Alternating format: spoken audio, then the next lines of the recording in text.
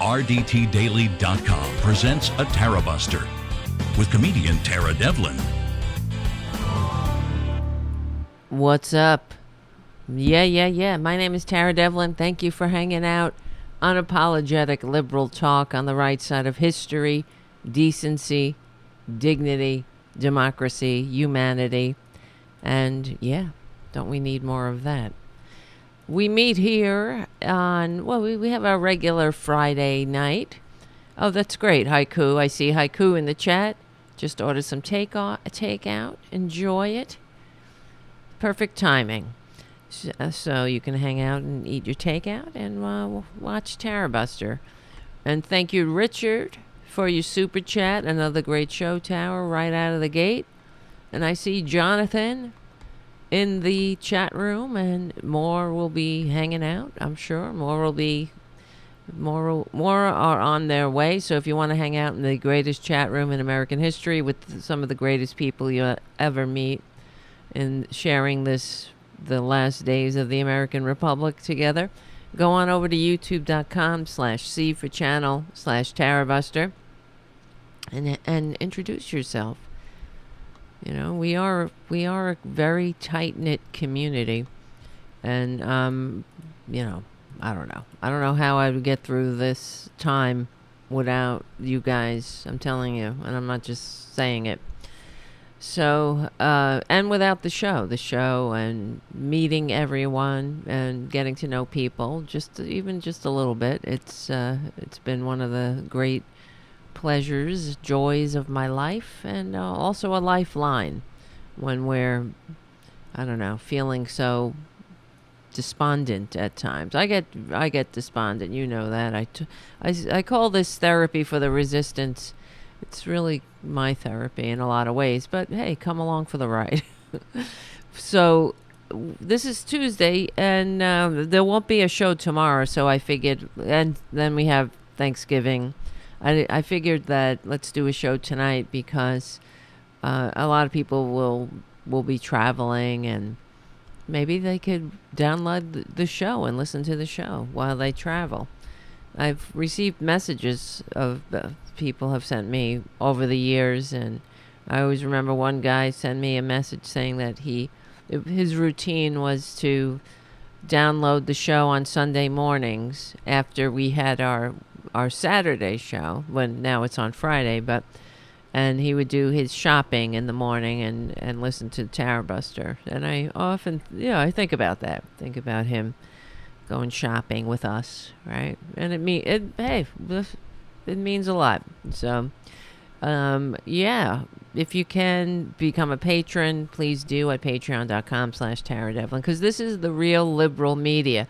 And I forgot to mention that so yesterday I was on Brad Bannon's show on DC Report, Deadline DC.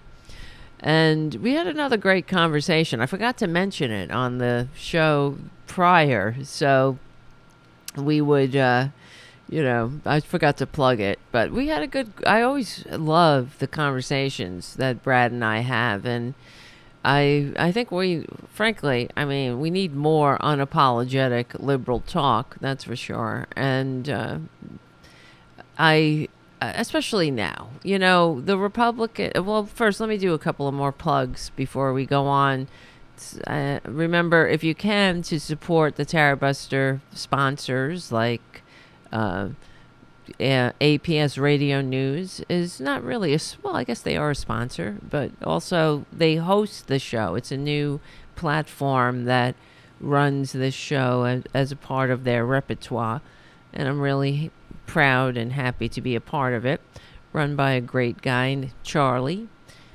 And yeah, Charlie's just a good person through and through. So support APS Radio News. And the show's also on Rockfin. You can become a paid member, or you can get their free content. That place? It's kind of a free for all, but who knows? I don't know. It's good.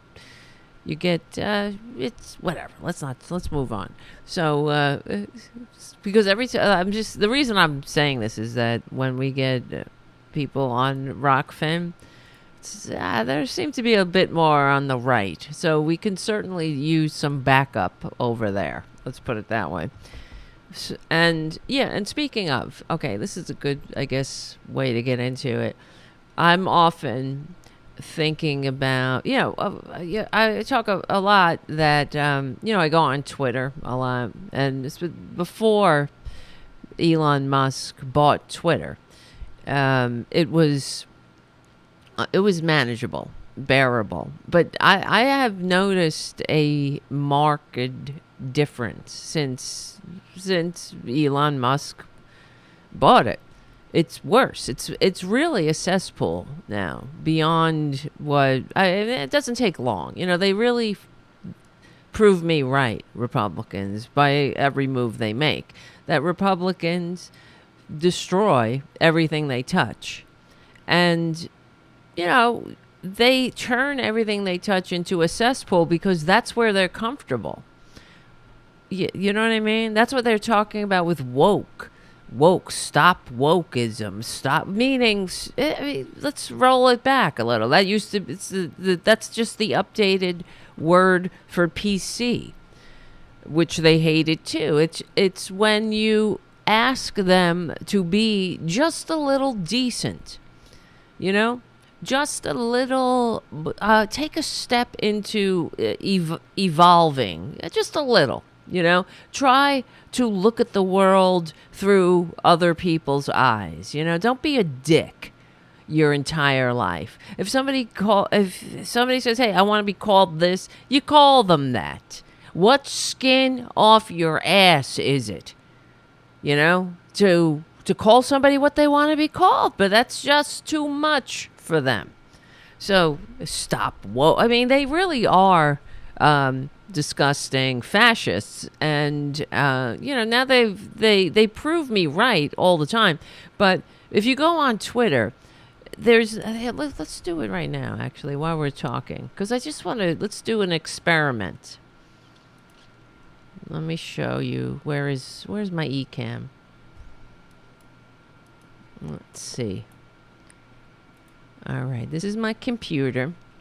There's you guys over there. This is what I see. Let's go to Twitter and see what pops up. Because I've been muting all these right-wingers all day. Oh, okay. Well, John Cusack. Maybe it's working. Because usually when I go on Twitter, there'll be Jim Jordan at the top. Or Matt Getz. These are accounts I don't follow. But I've been muting away all day whenever they pop up. So maybe it's sticking finally. I don't follow Terrence. What's the other one? Terrence K. Williams. Is that the guy? I don't follow these people. I never would. Who's the other one that pops up in my feed all the time?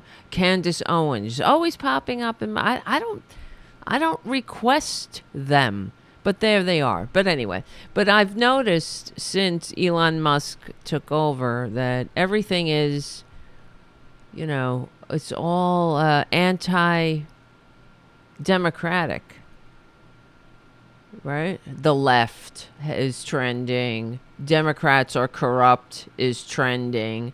Of course, Hunter Biden's laptop. I guess the plan for inflation is somewhere, the Republican plan for inflation is somewhere on Hunter Biden's laptop.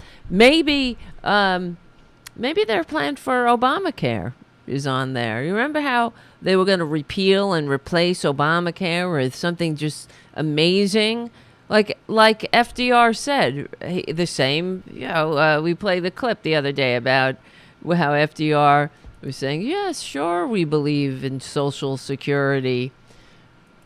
Sure. Let me warn you, and let me warn the nation against the smooth evasion that says, of course, right, we believe these things. We believe in Social Security. We believe in work for the unemployed. We believe in saving homes. cross our hearts and hope to die. We believe in all Nothing's these things, changed. but we do not like the way the present administration is doing them. Just turn them over to us. We will do all of them. We will do more of them. We will do them better. And most important of all, the doing of them will not cost anybody Anything. Exactly. That's the same thing. That is the exact thing that Trump said about healthcare, right? That they were going to fix Obamacare. It was such an easy deal. I remember him saying, it's the greatest deal you could ever make. It's such an easy deal that you can make, and it's going to be great. It's going to do it all, and it's not going to cost a thing. I mean, a sucker is born every minute. Trumpanzees are living proof. And hello, Arthur. I see Arthur in the chat. Hi, my name is Arthur, and it's been 30 years since I'm a recovering Republican, one day at a time. Congratulations. Do you get a chip for that? 30 years, that's a long time. So, congratulations. We you know, it works if you work it, so work it, you're worth it, Arthur. That's for sure. And I wish I could say the same for the millions of sad Republicans out there that fall for the I don't even know. You know, I was thinking about it today again. Okay, so you know, we've had another mass shooting in America, and all, you know, no surprise. As soon as I heard who were targeted, that LGBTQ Americans were targeted, of course, I knew instantaneously it was some right-winger inspired by the nonstop drumbeat of anti-gay, anti-trans rhetoric, of course. You know, they going after drag queen story hour. You know, this thing's been drag queen story hour has gone on for as long as I can remember. This is a thing that I can remember being a young gay back in the 90s and seeing ads, you know, at the LGBT center in New York City for drag queen story hour. If I'm remembering correctly. Now, I know I did a lot of drugs in the 90s, so who knows. But they just caught on. Why? Because Republicans started to attack trans people. And right after, I remember saying that they're not getting the same bang for their buck for going after gays, but you know, they're reeling that back in, of course, with all their anti-gay, don't say gay bills, and then attacks on gay marriage, as if it should go to the states. You know, this is their new thing. Everything should go down to the states, which is bullshit. You know, that's why we have a constitution. You can't legislate someone's basic human rights. You know, you're not at the mercy of the mob, ideally. But Republicans, you know, they wrap all their bullshit about around the veneer of freedom. And what is it? What freedom? When they're telling you what words to use, what you can teach, what's an appropriate framing for the actual history of this country, you know. And when I was on Brad Bannon's show, and I mentioned it again, Republicans, conservatives, whatever you want to call them now, they hate this country. They really do. They fundamentally hate America. And I keep, you know, I was talking about when Poppy was on, and I made that assertion, and she pushed back because I guess it's uncomfortable. What is my offer today, Jonathan, on the chat? Chara, what is your offer for today? My offer, Fred. Is that from? Handmaid's Tale, Offred. But what was I saying? So Poppy, I mean, because it is sort of, it's hard to swallow in a way that that Republicans hate America. Nobody really wants to think that, but it's true. They fundamentally dislike the constitutionally limited democratic republic. They hate the fact that we're a nation of immigrants. They hate that the country was founded by students of the liberal age of enlightenment. They hate that. That's why they rewrite history, and they say, oh, well, the founders were, they were all inspired by Judeo-Christian values. That's not true. It's just not true. Without the liberal age of enlightenment, there would be no United States of America. Because that radical idea that we didn't need a king and an aristocracy, it took time to take hold and take root, like any thought idea or thought virus, as the saying goes.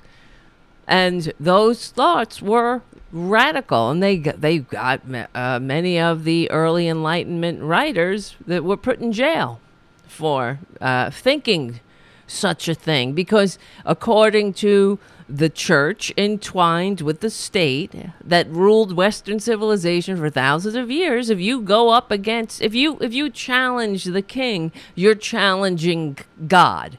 If you're challenging the aristocracy, you're challenging God, because God put these people in positions of power. Better luck next life. Your whole thing, it really was to keep the dumbasses in the fields, not questioning their betters, not pestering their betters, and awaiting their rewards in heaven.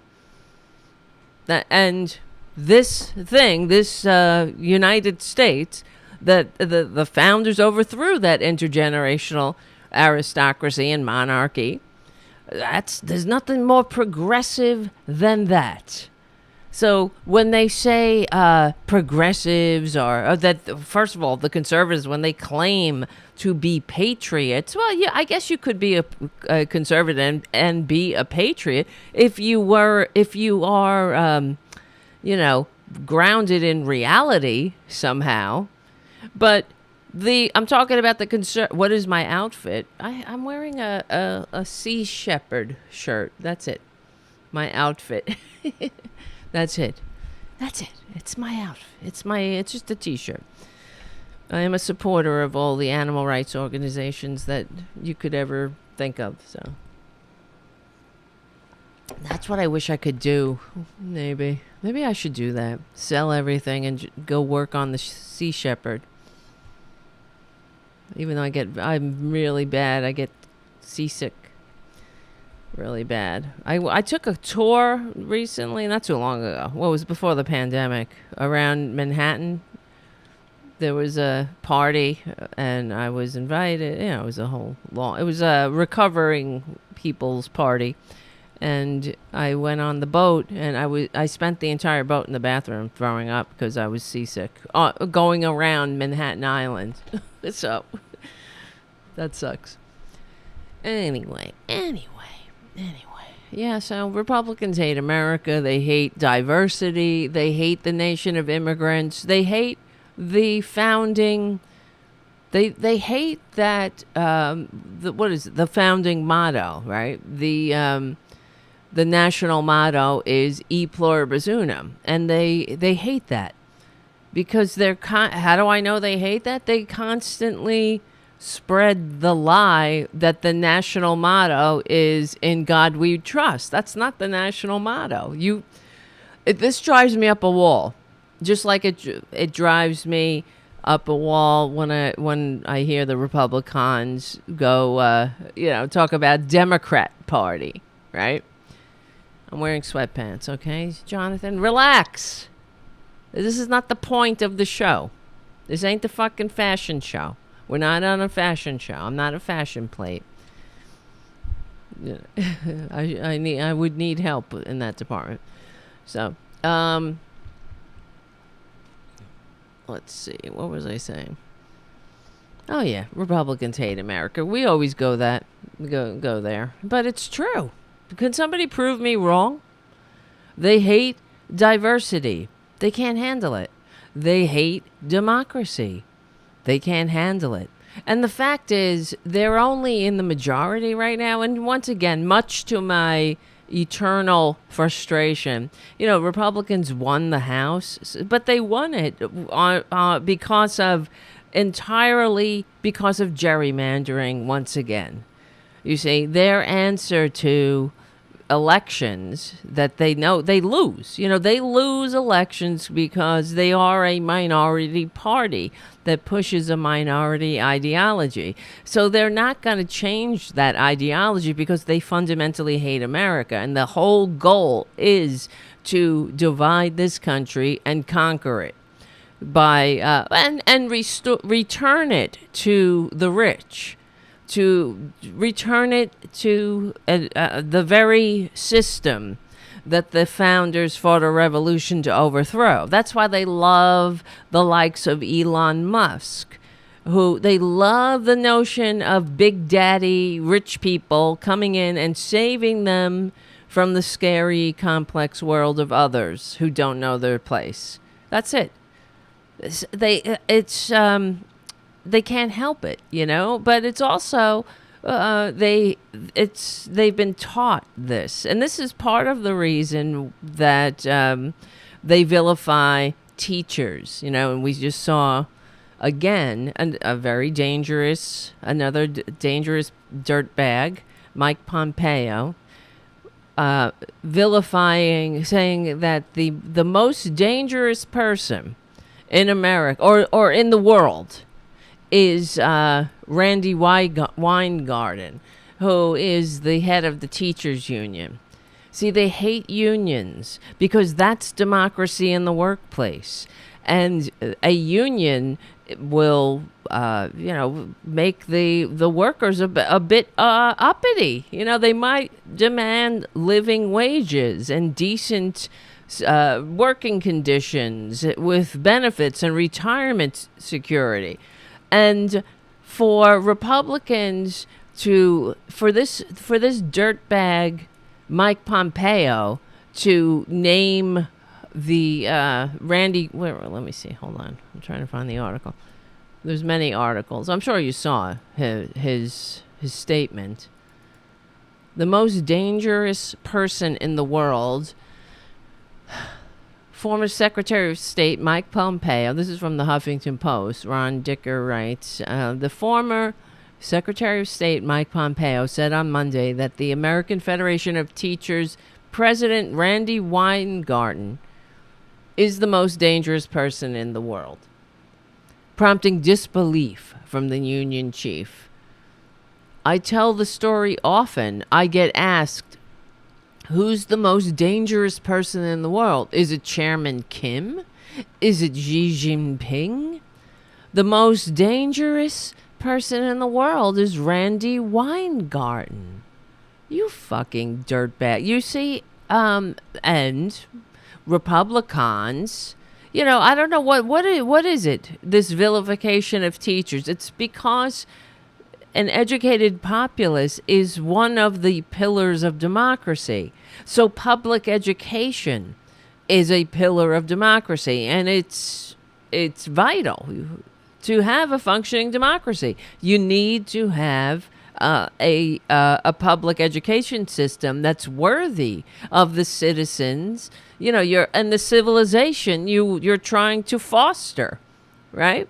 And that public education system should be able to teach actual history and teach the actual, teach children facts and truth, and the real history of the country and how tenuous it is to have a republic, right? How they fail. And we need, as a people, it's also part of the fact that they want to divide the country. They don't want the American people to have a common story, So that's why it's partly, I mean, they're so transparent. I really do wish the Democrats would fight this openly. You know, the Democrats are always, they're far too, I don't know, they give far too many concessions to the right wingers. They're like, oh, we want we want freedom, the Republicans will say. This is all about freedom. Parents need freedom. Well, parents are, they're not educators. You want to homeschool your kid, but you need to have a certain curriculum. You can't teach your little brat that Jesus rode a dinosaur, but this is what they do. How do you expect to have a civilization if this is what you're focusing education on? Complete and utter nonsense, right? You're not setting your kids up for success. That's for sure. And you're not setting the future up for success. I don't want to live in a country with a bunch of morons. I don't know about you, a bunch of dumbasses. And the irony is, as they go after the teachers, right? They go after it's the teachers union, of course. And as Haiku says on the chat, they love police unions, though. That's because they love the police state. They hate the police. It's themselves. If the police stood with decency, dignity, democracy, and humanity like they did on January 6th, they hate them. They hate the police. They love the police state. That's it. So they need that. Yeah, I mean, they're very calculating, and it's like when what's his face from Wisconsin went after he went after all the unions in Wisconsin, Scott Walker, and he, of course, didn't touch the police union. Now, if I were in the head of the police union, I would spit in that guy's face, metaphorically, by standing in solidarity with my fellow unions. But of course, I don't think they did that. But because it's all divide and conquer in this country. I got mine, Jack. Sucks to be you. Oh, I'm afraid. I don't want to lose. It's like with healthcare. I don't want to lose my cushy Cadillac plans, or whatever they would call it. If you like your health insurance, you can keep it. All that bullshit. And then, of course, the corporate media mouthpieces would go, well, what do you say to the unions who've negotiated great plans and now their members are in fear of losing them? I would say that e pluribus unum, bitch. I'd say we're in this together, bitch. We don't leave anybody behind. And if you think you got yours, you got yours now, but you may not got yours tomorrow.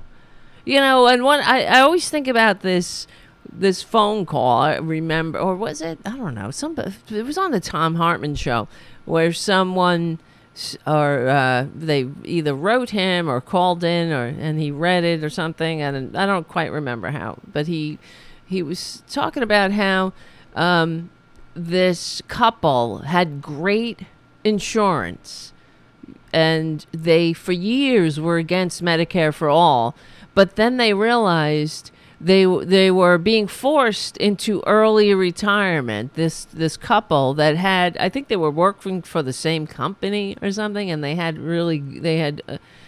great insurance. But then, because they were all getting laid off, they were going to lose their insurance. And now they were like, holy shit, we're at that age. They were in their late 50s.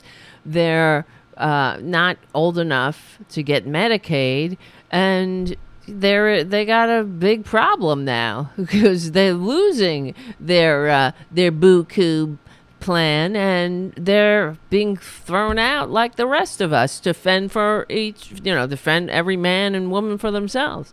And then this person said, yes, and now we realize the value of Medicare for all. Only when I got mine, right?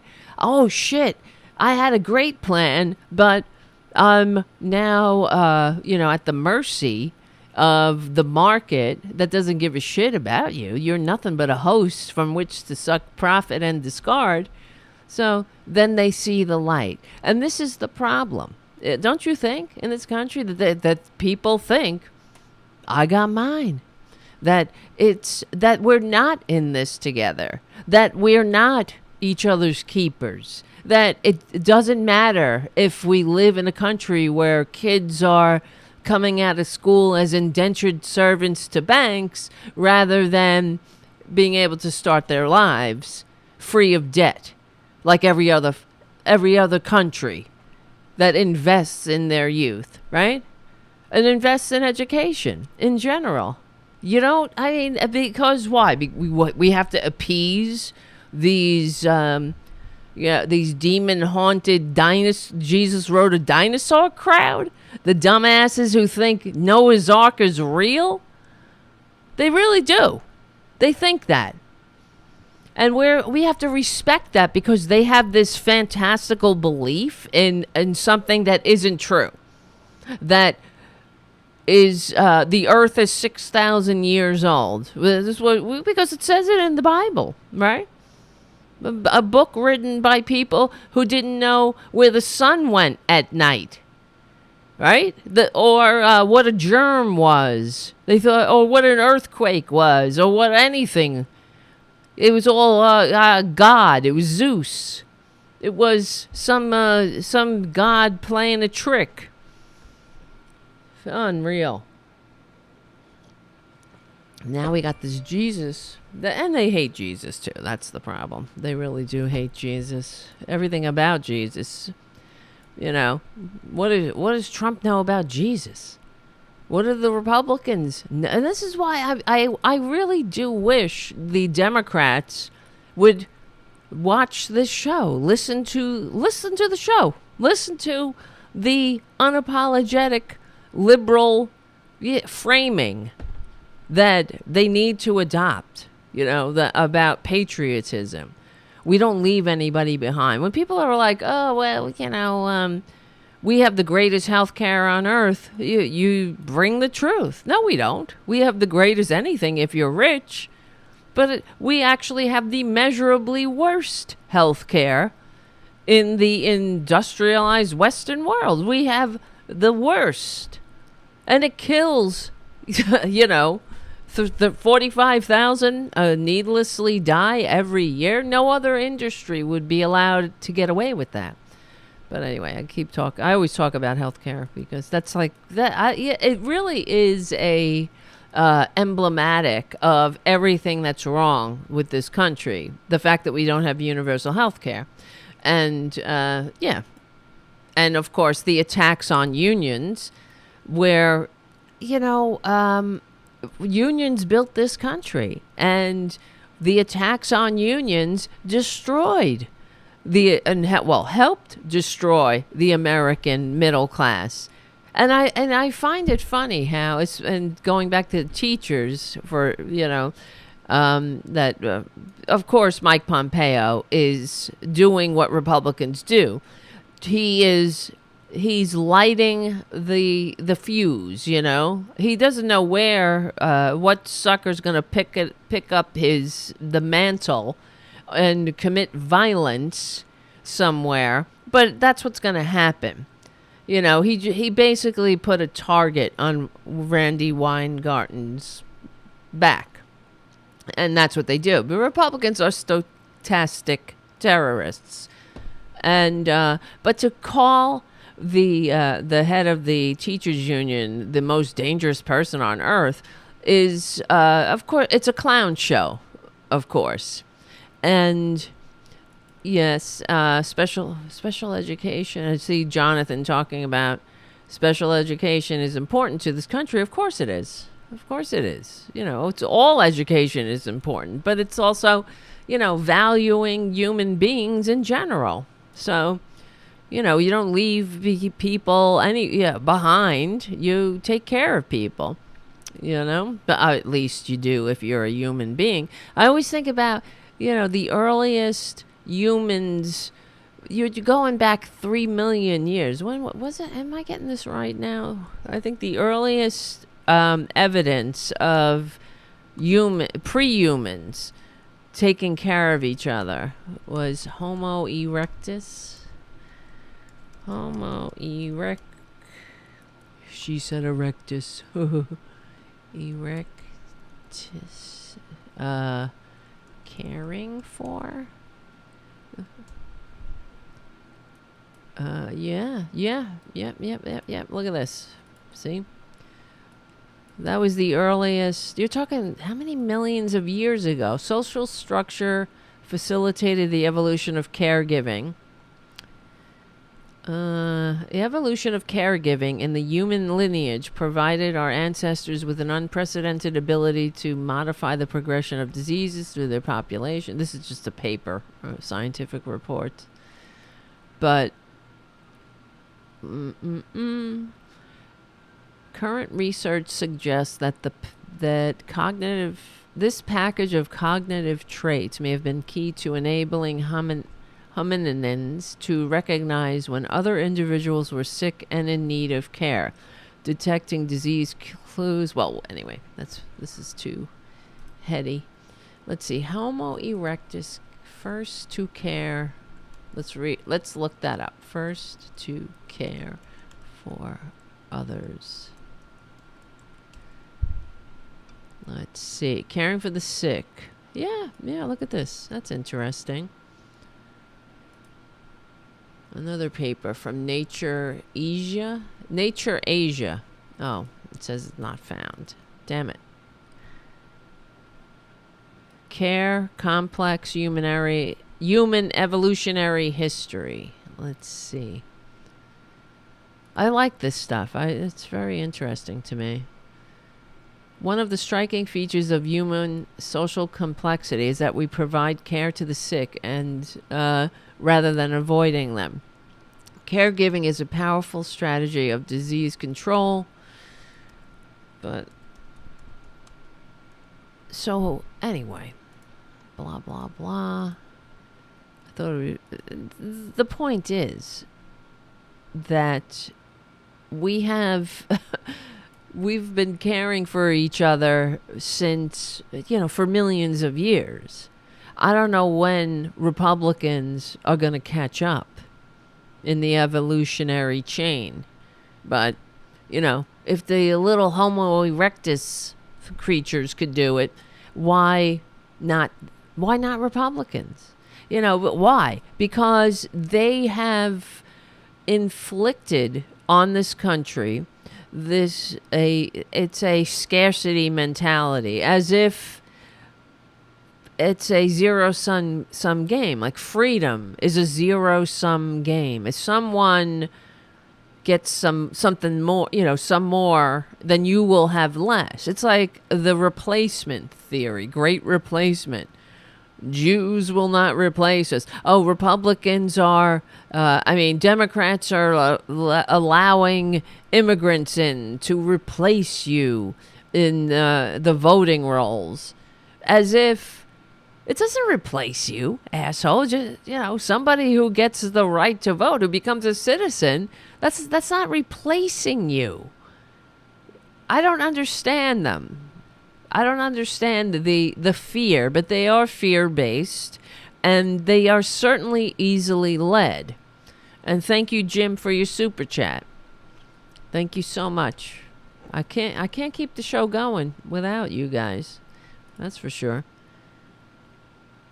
Are we going to have... Wait. Jonathan on the chat. Are we going to ratify the Americans with Disabilities Act? That includes having guide dogs allowed to go every places. Oh, I'm all for having dogs wherever we go. I think we need that. We should have emotional support dogs wherever we go, frankly. And yeah, anyway. We're such whatever. I don't even want to talk about it. I'm thinking about all the turkeys that are going to die over the next... Well, there's already been the carnage, but...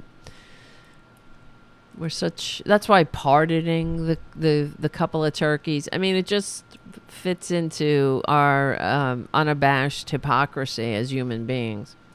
So we know what we're doing to other creatures, but we're trying, we'll make ourselves feel a little better. We'll give, frickin' frack.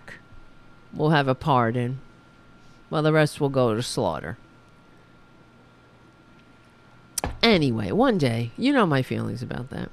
I do believe, as human beings, as we evolve one day, I mean, we have to evolve compassion to include every creature that we share our blip of time with. But anyway, which, of course, trust me, no matter what, no matter how we evolve, the right wing will always come kicking and screaming. Right? All right. Oh, yes, I forgot. Yes, thank you, Suzanne. You said you wanted to mail in some support. I did look that up. Hold on. I will find it. I do have I got a thing. Let me find it. I have the address somewhere. It's my fake address from a service. They forward everything to me. So, if somebody sends me a bomb, it goes to them. They won't send a bomb. I mean, you never know, though. I often wonder. They're very sick, Republicans. They really are. So, it would be good for the show if that's one thing I think of. If a Republican ever took a pot shot at me. You know what I mean? I'll get you the address right now. Everybody stand by. Stand by your Tara Devlin. Stand by your Tarabuster. Where is this goddamn address? Will I ever find this address? I should really know. Stand by your Tarabuster. This show will get a little better once I find this address. I know it's somewhere in my 50 million email addresses that I have. I don't remember. I should have written it down, but I didn't. I said, stand by your Tarabuster. Even though she's singing this stupid song, we will get back to our regularly scheduled show very soon. In a minute or two, stand by Tarabuster. 'Cause the address is coming. It is coming right now. I have it in my hand, in my little greedy little hand. All right, here it is. Stand by your Tara Devlin show. Here comes that address where you can send some dough and keep the show going. Okay. Here it comes. I'm writing it down. I'll say it out loud. 99 Wall Street. Miss Tara Devlin. 99. Whoops. That was not the whole thing. 99 Wall Street. Number 2737. New York. New York. New York. New York. 1005. Stand by your Tarabuster show. Thank you. I should cut that song, but I'll probably get a copyright ding. You know, because it sounds a lot like that other song. Just kidding. I'm being an idiot tonight. I'm being, we're just getting together in our unapologetic liberal talking ways and to talk about the dangers of republicanism.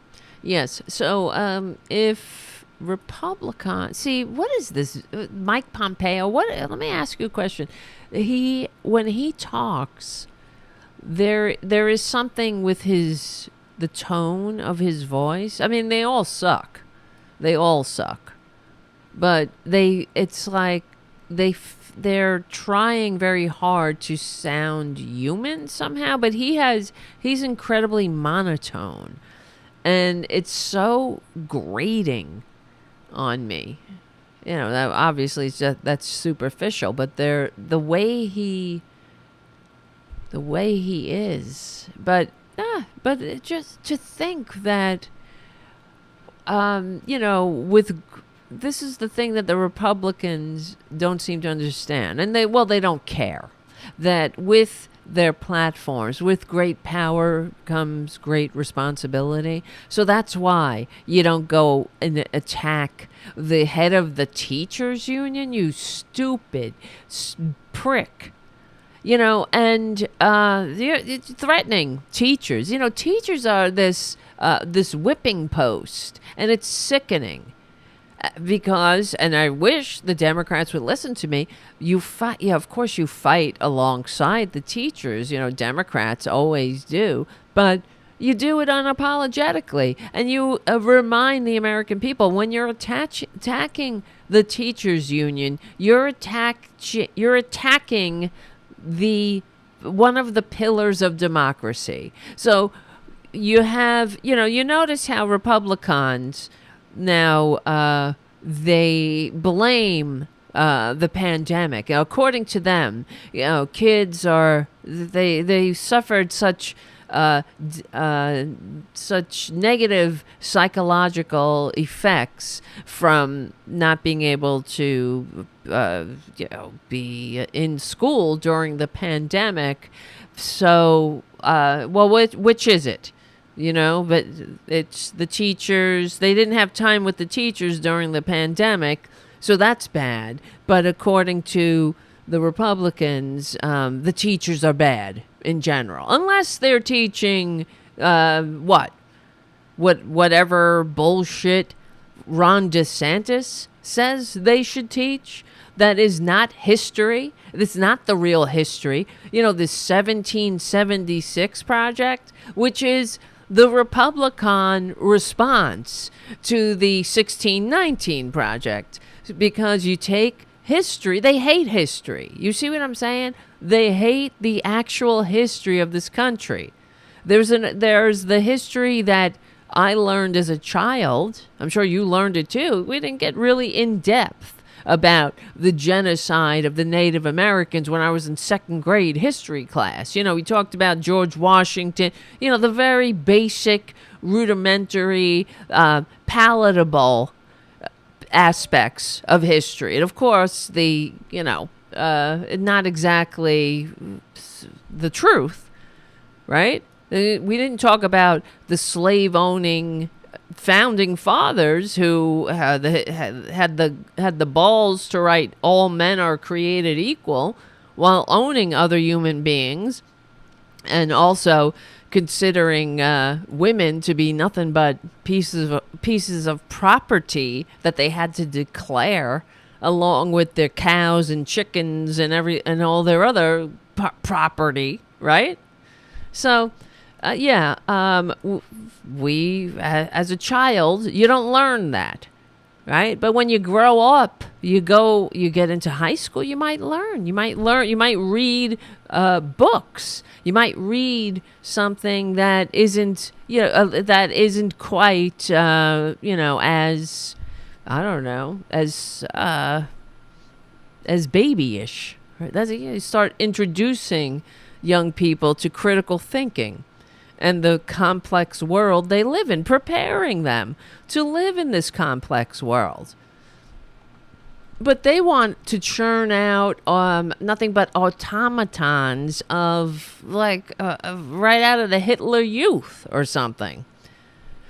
And I'm telling you, just I told you many things. Republicans, if you in their very tiny, easily led minds, if you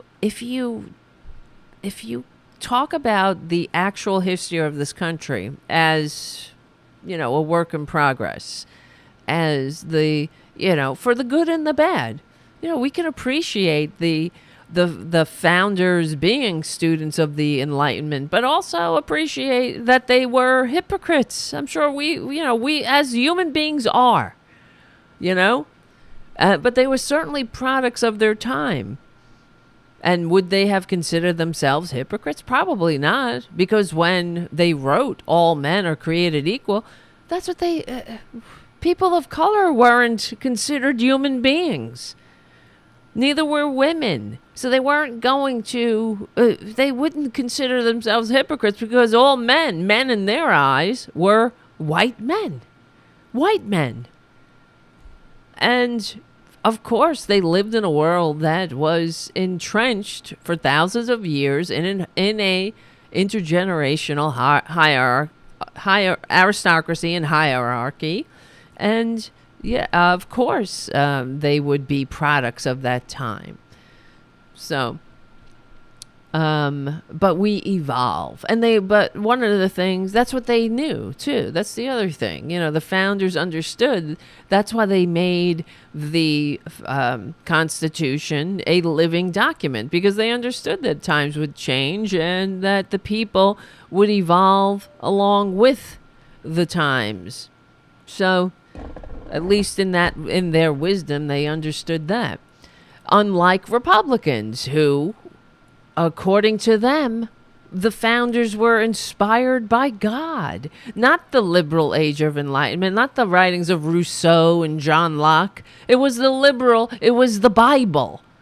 That's what inspired. According to the Republicans, the founders went through all the trouble to overthrow an intergenerational aristocracy and monarchy, to build one here, to just build a different one here.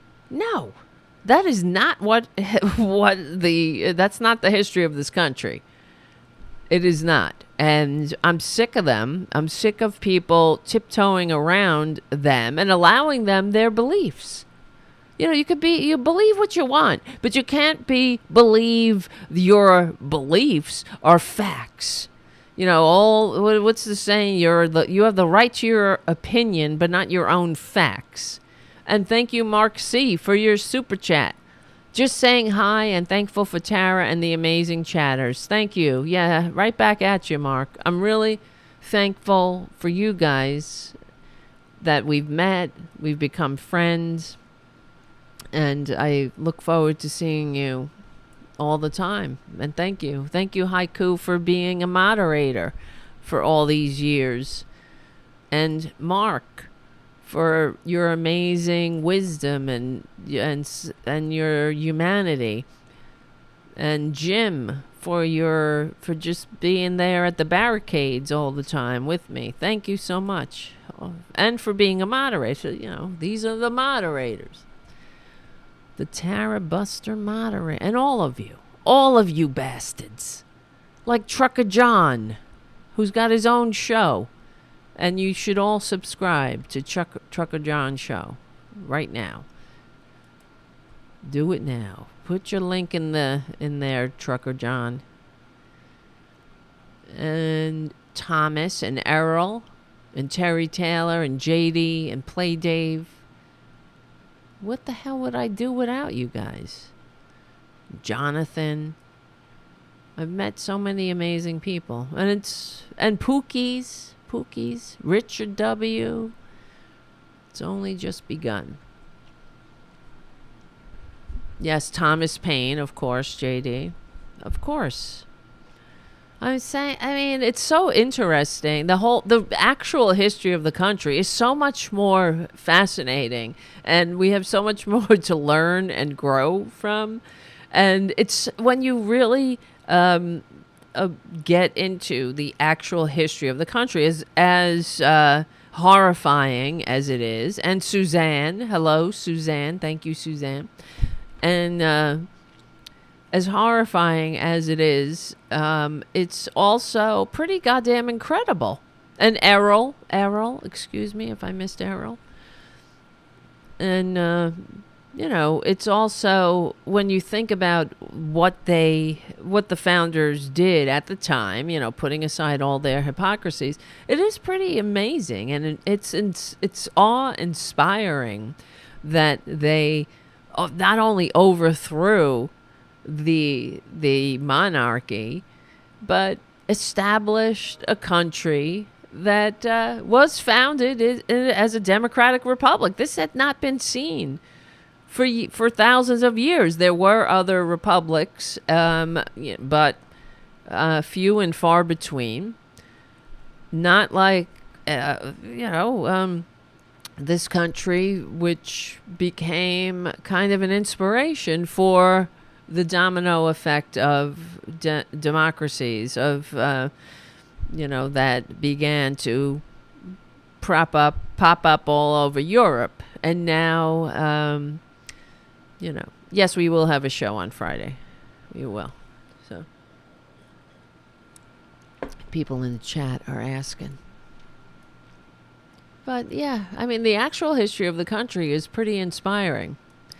And Republicans, it's sad to think that they don't want to know about it. They'd rather stick their fingers in their ears and go, nya, nya, nya. Because why? What are you afraid of? Really, when I think about it, sometimes because I've had a lot of therapy, I have to process. I try to process them, I process.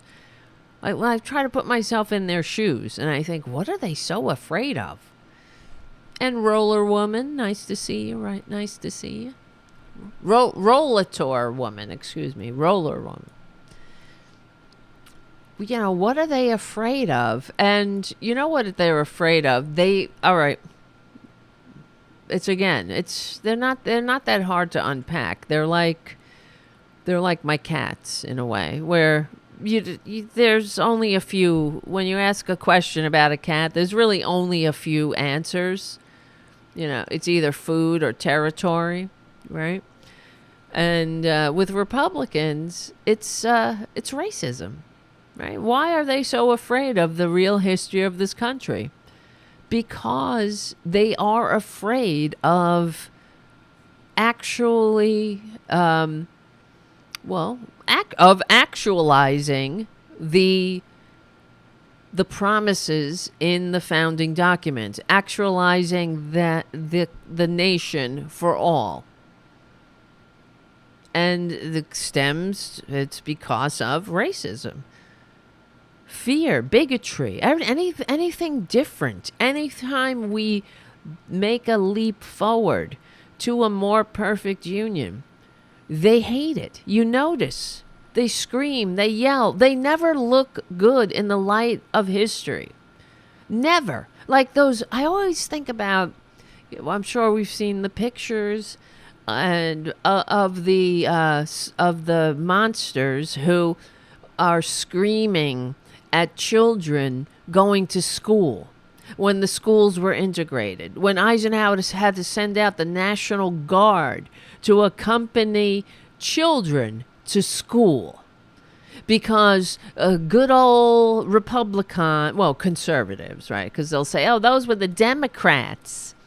They might have been the Dixiecrats, but that's when the the Republicans, I mean, the Democratic Party was, a racist party. Yeah. And they were the entrenched power of racism. And that's why the Republicans, have adopted their Southern strategy to bring in all of the wayward former Democrats that had nowhere to go when Johnson signed the Civil Rights Act. So, I mean, of course, they could have stayed in the Democratic Party and evolved, but they're racist. They can't do that. So they had to run, and they ran, and the Republicans are like, come on in, the water's fine.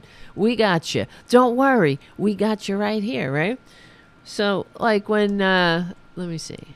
Let's look at some of these pictures. Integrated schools. And I think, you think about, in my mind, I'm seeing that one of those, there's a picture of that bitch standing behind this young girl, and she's just, here we go. Let's see. And I'd like to interview that bitch. She's probably dead, but let's see.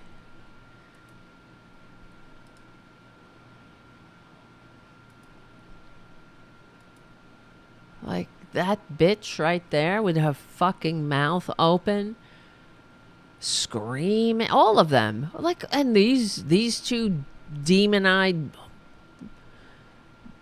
housefraus, I guess. What the fuck? They never look good in history's light.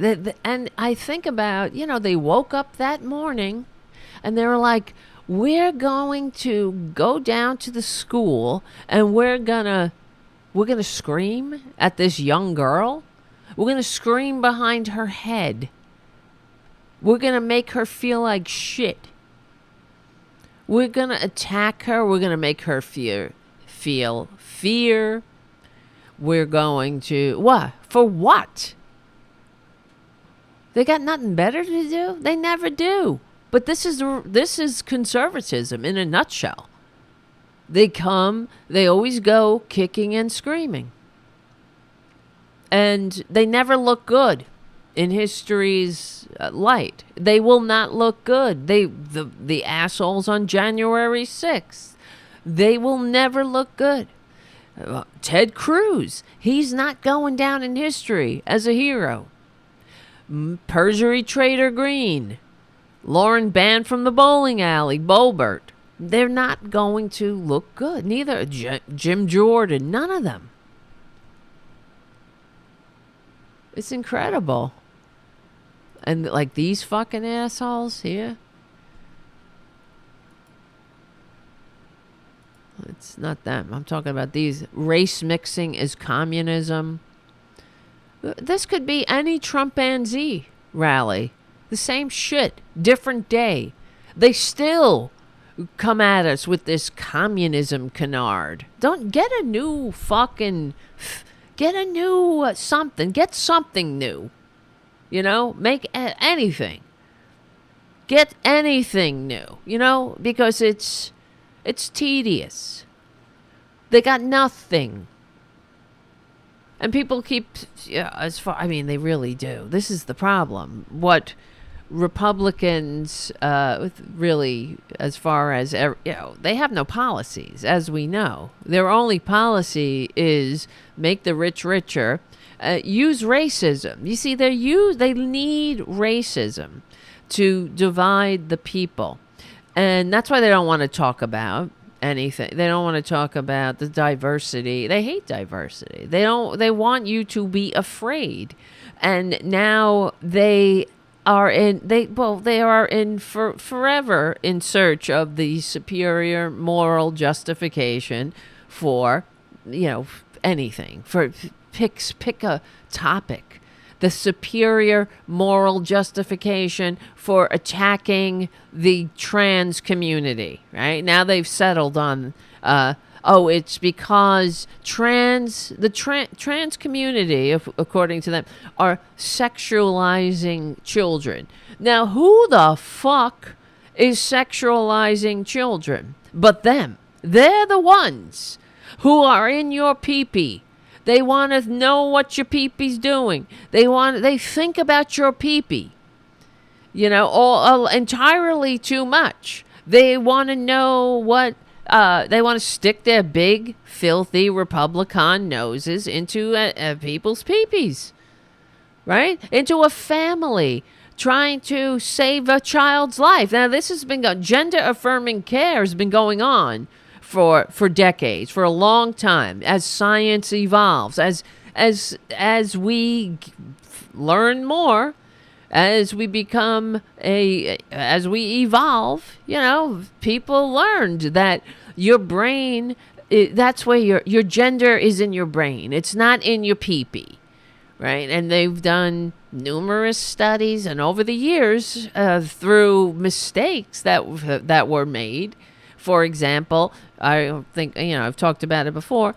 There was, in the past, if a child was born with intersex, with a hermaphrodite, which happens, and I remember seeing a documentary about it, and parents were saying, and there were parents that had children that were born where they didn't know, and they said that the first question was, of course, is always, do you have a boy or a girl?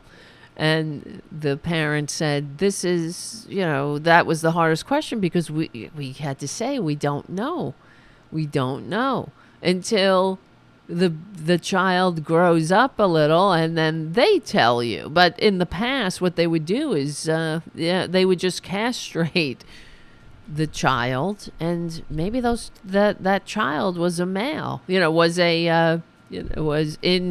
were a man in their mind, or a male in their mind, and they learned the hard way by mutilating children. And now medical ethics requires the doctor to wait until a child, says what they are. You don't make that choice, because it's not just a matter of putting a child in a dress and telling them you're a girl and raising them as a girl. And that's what they used to think, that all you had to do was make them a girl, and buy them girly things and make them a girl, and then whatever, then they'll be a girl. But that's not how it is. Yes, exactly. They are so obsessed. Suzanne on the chat, why are they obsessed with one's private parts? They really are. And it's projection too. The way they're like, you're sexualizing children. And what are you talking about, Jonathan? I thought Tara didn't like me on the channel. Of course I like you. What are you talking about? Except you're talking to me all the time. No, it's fine. You can talk. I can just not respond, if I'm in the middle of something. No offense. I'm just saying. But it's good to see you, Jonathan. Exactly. I'm glad you keep coming back. It works if you work it, so work it your work. Of course I like it. I mean, what's not to like, Jonathan? What the hell is not to like? Right, guys? Right, everybody? Just because maybe because you asked me what I'm wearing and shit like that? Like, I don't know. Maybe, I don't know. What do I know? What was I saying? All right, let me get back to work here. What are we talking about? How Republicans are, we're talking about a lot of things. They're vilifying, so here's the thing, okay. The shooting. Man, I know I'm all over the place, but it's, of course, it didn't even take them minutes before they started to justify themselves, because of course it has everything to do with their rhetoric. The freak who who committed murder. Everything about Republicans set this up. Republican policies and rhetoric are entirely responsible for the shooter himself, of course, but he was activated. He's obviously an unstable freak, activated by Republican rhetoric, and then they haven't stopped.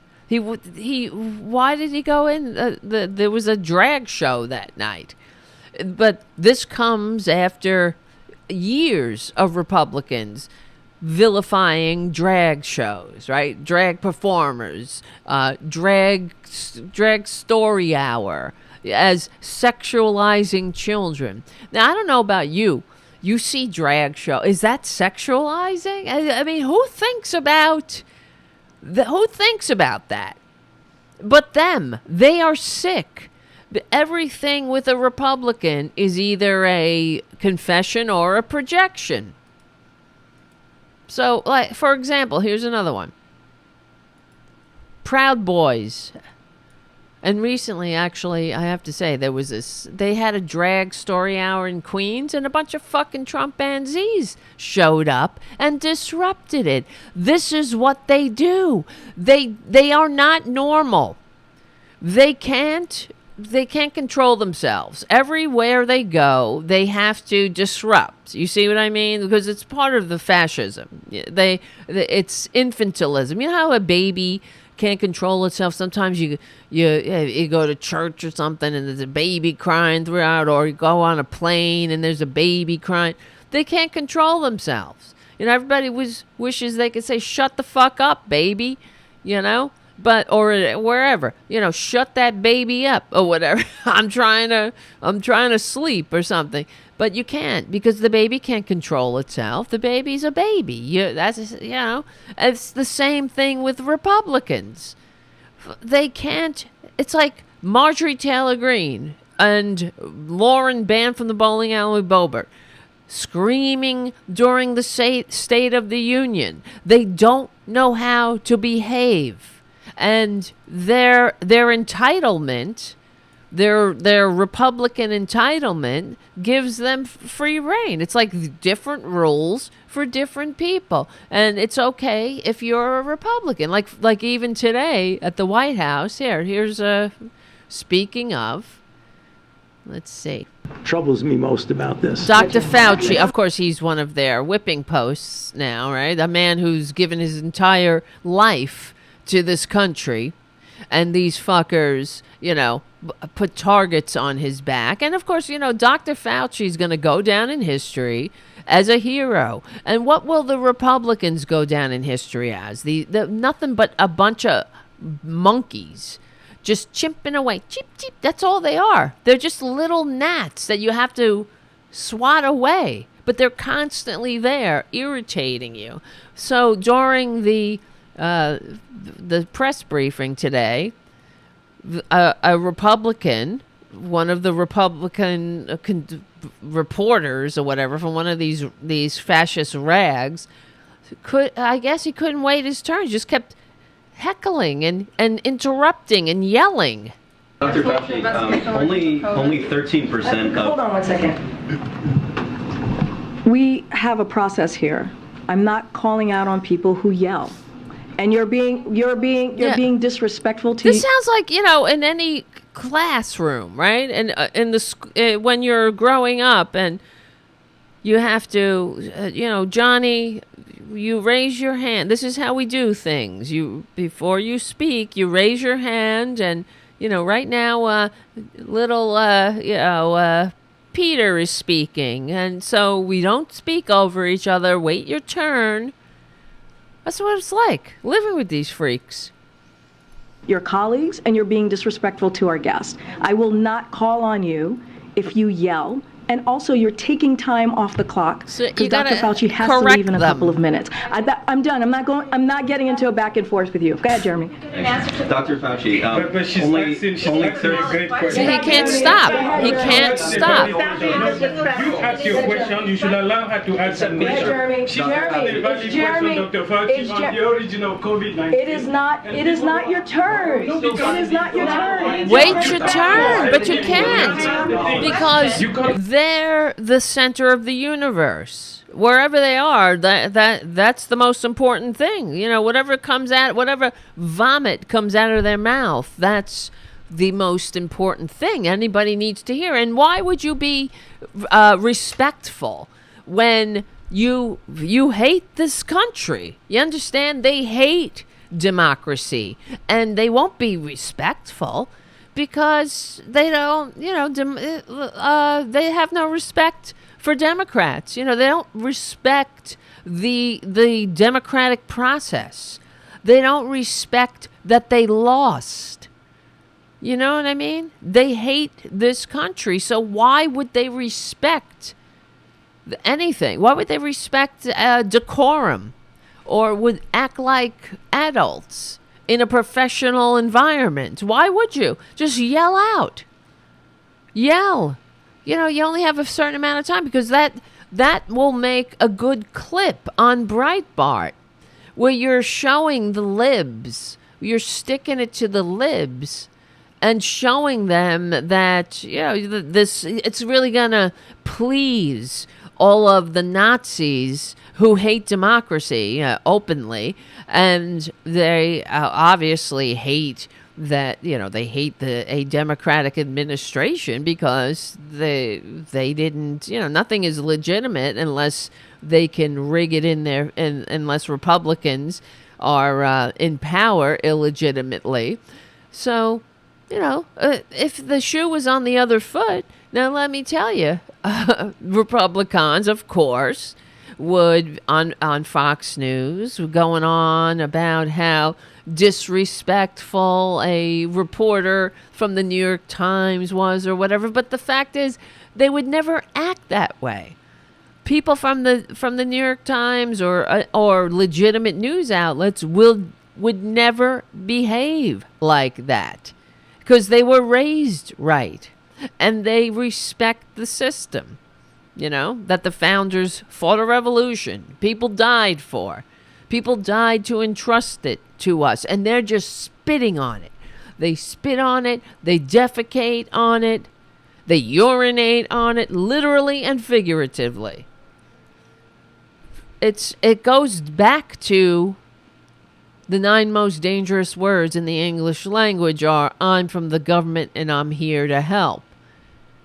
Right? And it ends up, here we are. Now we're living in the consequences of that shit that we've had to endure. And, you know, much to my eternal frustration, the Democrats, I don't know. Are they up for the fight? They better be. They need to fight back and reclaim. They need to shame these people back into the corner, back under the rocks from which they slithered. You can't read a press briefing. You need to call from people across the room. She has a valid question. She's asking about the origin of COVID. I hear the question. And Dr. Fauci is the best person to answer. I hear Oh your my question, God. but we're not doing this the way you want it. Right. This is the disrespectful. It is. I'm done. Simon, I'm done. I'm Simon, I'm See done. the shit? I'm done with you right now. Go ahead. Go ahead. So Go ahead. You're taking time away from your colleagues. Go ahead. Only 13%. This is what they do. They don't know how to act. So that's what they do, you know? Disrupt, interrupt, scream. And if that doesn't work, you take a shit. You take a dump. Literally and figuratively. So yeah, here's Proud Boys plan to disrupt, this is today. Proud Boys plan to disrupt drag story event in Columbus, Ohio. This is a new thing. You know, I can't take it that I live in this country, and how many times in my life have I had to endure the Republicans interrupting, screaming, disrupting constantly. I mean, think about the town halls that happened around Obamacare. And they're not there to learn. They were never there to learn or ask questions or listen to a presentation or learn how we can be, finally join the rest of the world and have health care as a right. Because, we're a country that doesn't leave anybody behind. Except we do, right? Instead, we had to endure them at town halls, screaming and yelling, being bussed in on Koch brothers funded buses to disrupt. This is what they do because they want to poison everything. They want to make people afraid. And that's what it comes down to. It's intimidation. And now they're intimidating drag performers. Drag story event. And if you don't think that shooter, that fucking piece of dirt that killed those people at Club Q and injured however many others, and wasn't inspired by this Republican rhetoric, then you must be a dumbass Republican. So, yeah, what do you think is going to happen? Proud Boys plan to disrupt drag story event in Columbus, Ohio. Local chapter of the far-right Proud Boys, which is considered a terrorist group in Canada and New Zealand, plans to disrupt... Not here, though. They're just a bunch of, I guess, I don't know, closet cases for the most part. Plans to disrupt a December 3rd drag story event in Columbus just 2 weeks after the killings at a LGBTQ nightclub in Colorado Springs. The Columbus Proud Boys announced their plans to disrupt the Kids Storytime event held at the First Unitarian Church of Columbus on Telegram last Tuesday.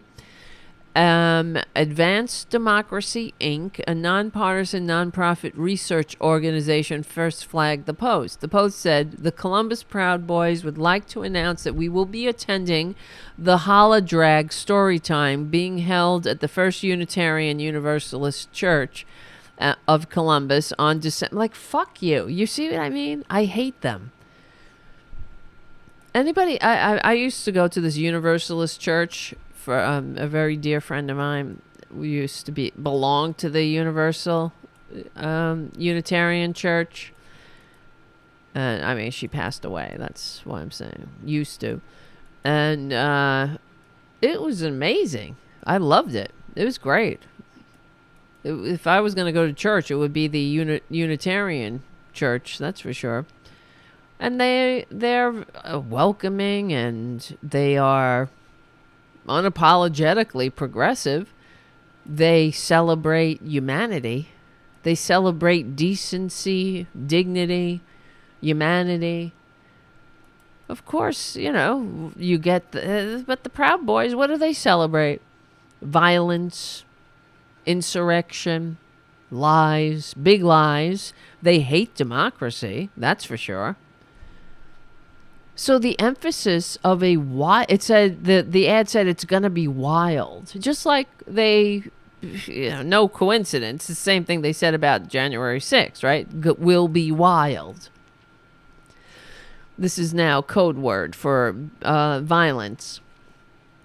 The emphasis of a wild protest is likely a reference to January 6th, and had when the asshole called on his supporters to attend a rally, promising it would be wild. Many of the attendees of that rally, including members of the Proud Boys, later marched on the Capitol, attacking police officers and storming the building. I wonder who took that, defecated. It was probably the Proud Boys.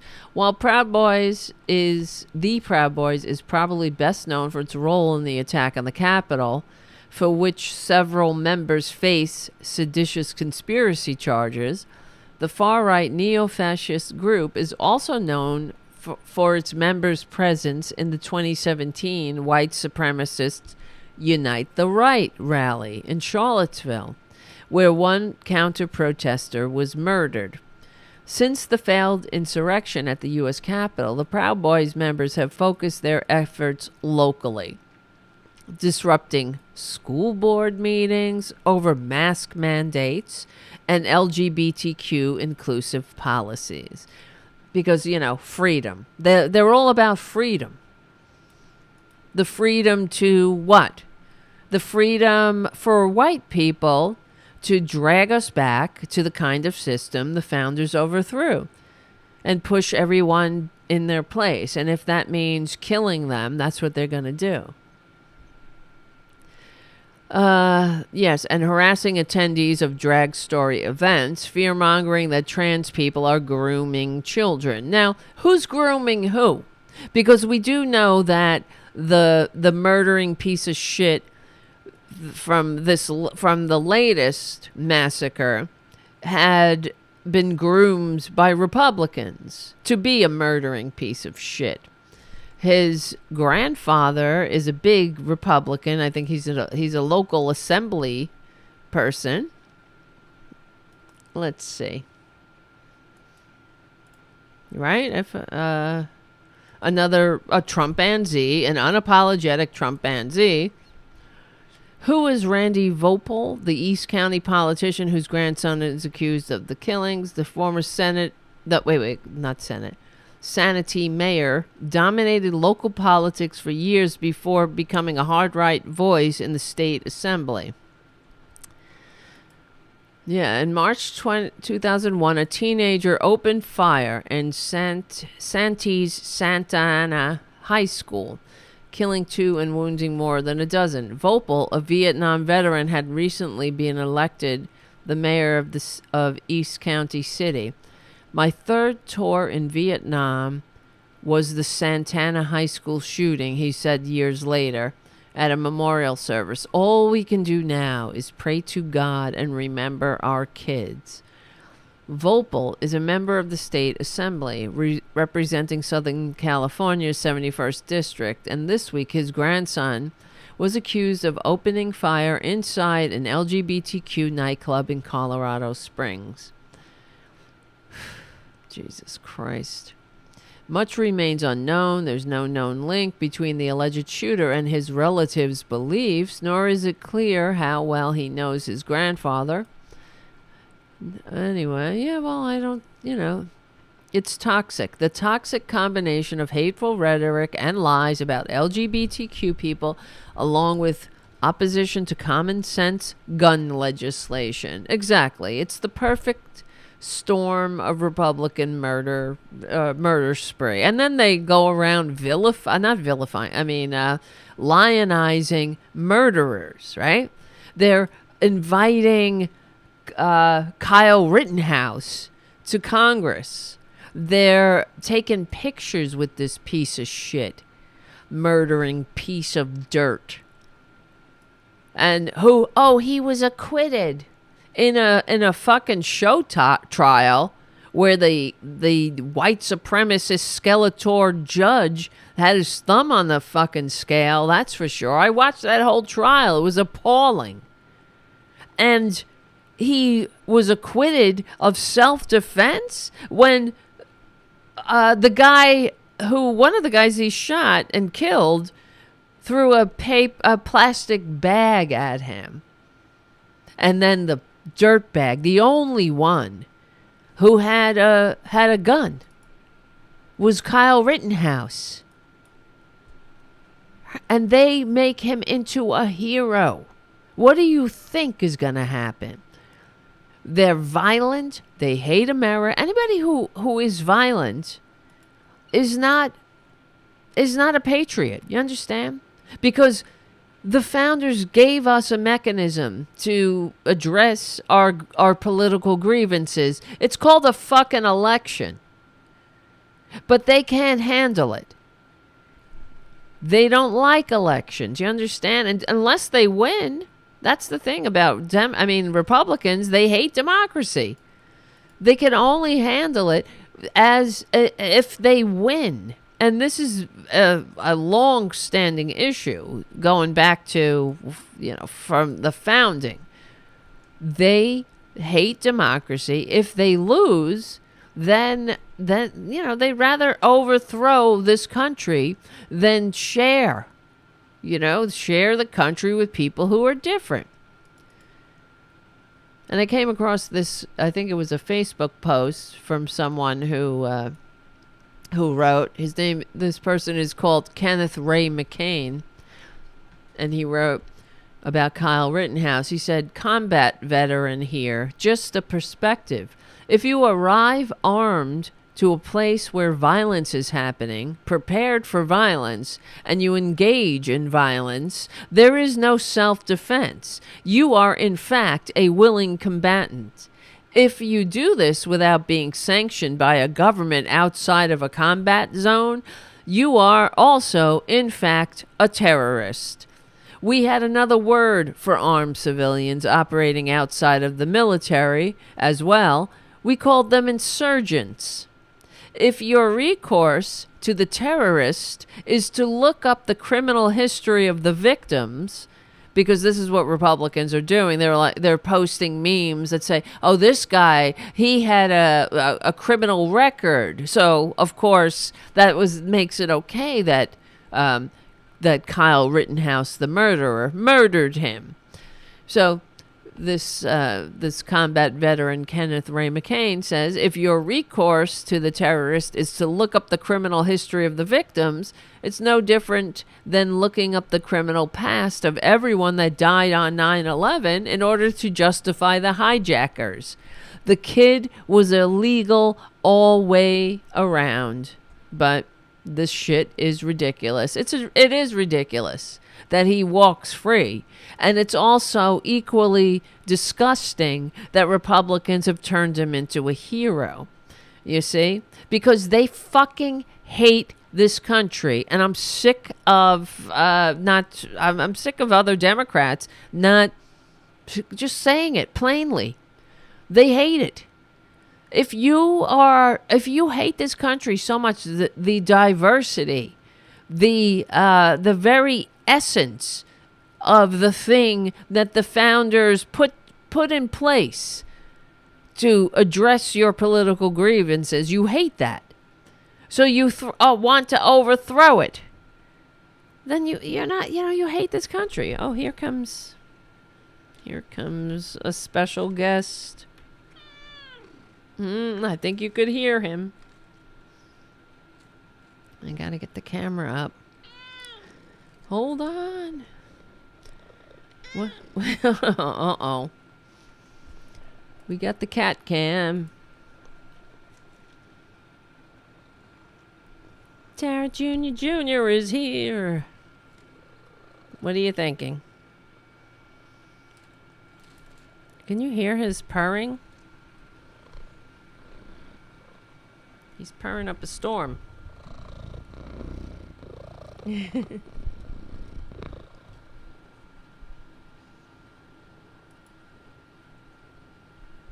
Junior, look over here. Junior.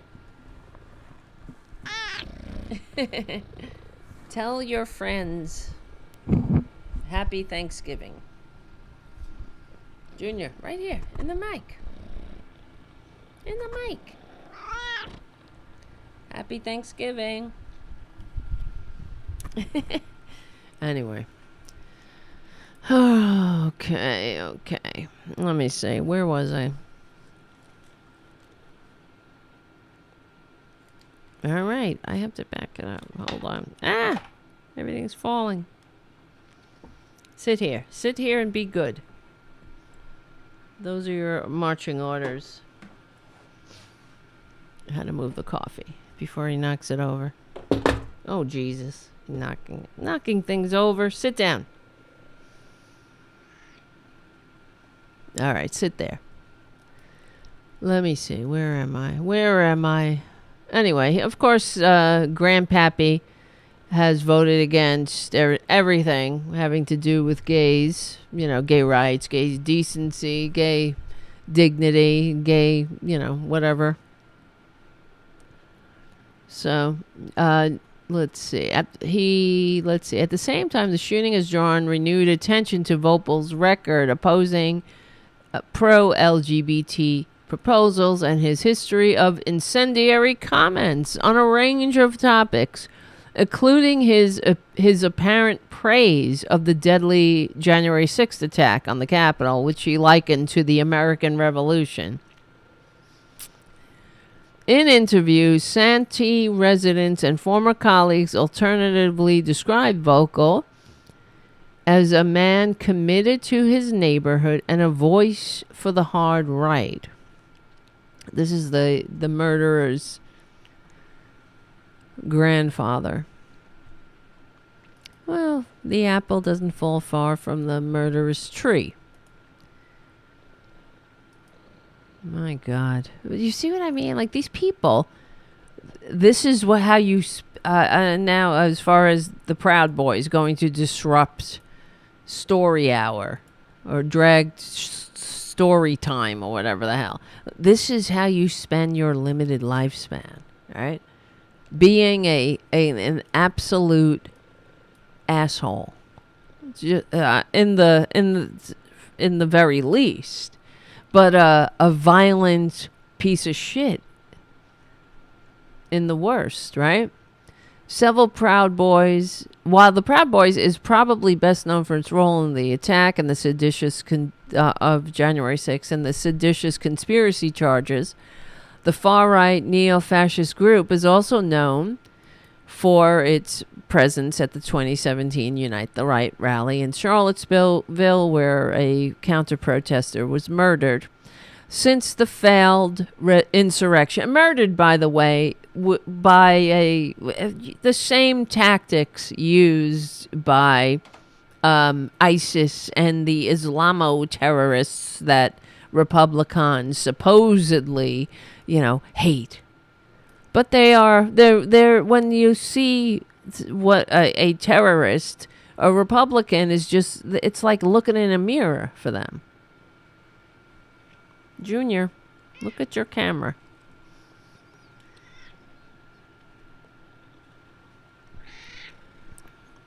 Oh, man. There we go. So, yes. Where am I? Disrupting. Oh, my God. Here's the ad. Ready for a new holiday tradition? The Columbus Proud Boys would like to announce we will be attending the Holly Drag Story Time. Fuck you. A holiday tradition. Disrupting. It's a gathering where you have no business being. What will somebody disrupt the Proud Boys meeting, please? I mean, they're a bunch of domestic terrorists, but they seem to get away with it. Why don't we disrupt them? All right, Junior. Oh, my God. Stop. You're always disrupting. Stop disrupting, Junior. But that's what they have to do, disrupt. Shut the fuck up. Like they could give a shit about anybody. About children. They hate children. They look at the world they want children to grow up in.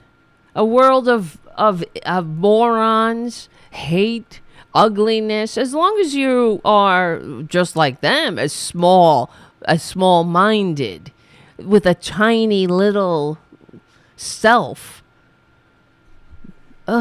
Ugly, violent, incapable of functioning in a democracy. That's them. They lack the fundamental maturity. That's why they have to form these stupid groups where they all look alike, they dress alike, they gotta cosplay toughness, right? Because they're weak. They're weak little bitches. They don't have strength, They have no strength at all. They are the opposite.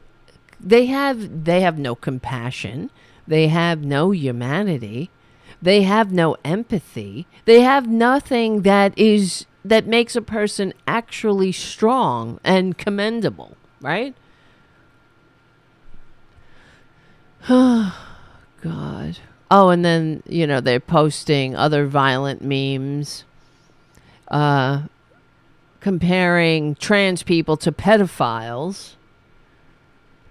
And they're the fucking pedophiles, as we know. They are. They host them. They run them as candidates. Every time you turn around, another one is getting caught in the act of being themselves. It's psychological projection. It's whatever that comes out of their mouth. They call Democrats groomers. It's either a projection or a confession. And they're constantly now with the shooting, right? The Colorado. Of course, we got the thoughts and prayers, and then Republicans running as fast as they can away from any responsibility. This is the thing. Republicans, the party of personal responsibility, will never, ever take responsibility for itself. They say that here's an article that I came across in Newsweek by a right-winger called Brad Palumbo. And he writes, "The grotesque politicization of the Colorado Springs gay bar shooting." That's the title. Yes, because it's never the right time to discuss the causes or the consequences of Republican rhetoric, right? That always come home to roost in blood, death, failure. So this fucking right winger, he writes in Newsweek, right? "Americans are once again reeling. Yes, I'm sure you're reeling in the face of unspeakable tragedy." This is a tragedy. Why can't I talk? It's a foreseeable tragedy. Is it unspeakable? Oh, they don't want to speak of. They want it unspeakable because they don't want to take any responsibility.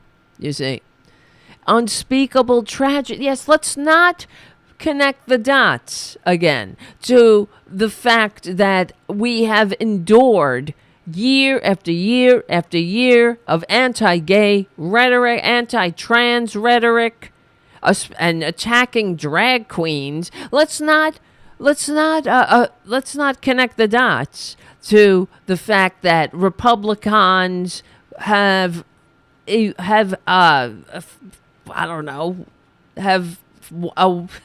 what's the word, have seeded the ground of America with assault weapons, right? On top of, so they want everybody to have an assault weapon, a weapon of war that's designed to solely, its only purpose is to kill as many people in the shortest amount of time. And they want everybody to have that. As anybody who wants one, anyone who's 18 can go and have a fucking assault weapon, because I guess we live in the Walking Dead, according to Republicans, because they hate this country so much and they hate everybody in it. So they need to have an assault weapon, because I don't know where the fuck they live, but they live in some kind of dystopian hellscape that I guess American carnage that they create. And so they add, the assault weapons for all, and on top of the anti-gay rhetoric, but it has nothing to do with the fact, it's politicizing if you point out the fact that the guy's a fucking right-winger from a right-wing bunch of loon Trumpanzee family who who committed this crime with the help of an assault weapon on the night of a drag show in one of the only gay bars in town. So why did he pick that location? It's weird. Why that time? Why that night? No, let's not discuss it because that is unseemly, according to Republican. Too soon, too soon. Just like in Uvalde, right? We're not here to discuss it's just not seemly to discuss the death of children that we helped create, that Republicans helped create. It's disgusting. So, but this guy's like, once again, we are reeling from the face of an unspeakable tragedy. Well, they don't want it to be, they want it unspeakable, so we move on quickly. Yes, it's unspeakable to them. Because can we just keep moving and not have to deal with this? This is the only thing Republicans give a shit about when one of these massacres happen. They just they put their heads down. They give out the thoughts and prayers, the expected thoughts and prayers, and they hope it passes quickly until the next one, where they will say, "Oh, you're politicizing." If you're like, is now the time to point out the fact that Republican policies put people in their cold early graves? If Democrats, I wish you would listen to this show and just stop. Stop playing nice with these demons and point out the fact that Republican policies literally and figuratively, and I mean for the most part literally, send Americans to their early graves. Whether it be through a mass shooting or lack of health care or death by despair. I mean, we could go on, right? Republicans aren't happy unless Americans are needlessly dying. They did a really good bang-up job with COVID, sending Americans to their cold early graves. 1 million Americans, we couldn't even keep up with them. We had mass graves here in America. And Republicans are fine with that. As long as they don't have to wear a mask or give a shit about anybody else but themselves. Because for freedom, they got a real fucking sick view of freedom. It's very sick and twisted. Their idea of freedom is not giving a shit about anybody else but themselves. That's it. Oh, but God forbid you step on their toes by accident. They will squeal and whine and cry like the babies they are. You understand? Because they love to use the system. They love to play on empathy and pretend and, of course, play the victim constantly. They are the perpetual victims, even when they are, well, always the perpetrators. They're the fucking victims, right? Oh, the poor put upon Republicans. Let's not politicize this entirely politically motivated event. Let's not politicize. Don't point fingers at the incredibly culpable causes. Don't. It's just unseemly. Unreal. We're all Americans are reeling yet again. Well, not reeling enough, I suppose. Republicans, right? Don't give me this shit. You're reeling. You're not reeling. You don't give a shit. Because we know that when the minute you saw that there was another massacre, you were just hoping against hope that it wasn't another fucking Trumpanzee on the prowl. But it was, yet again. Yet a friggin' again. Another kook that the Republicans armed because they hate this country. They want us all, to needlessly die somehow. They can't help it. They hate. They're not happy unless Americans are needlessly dying.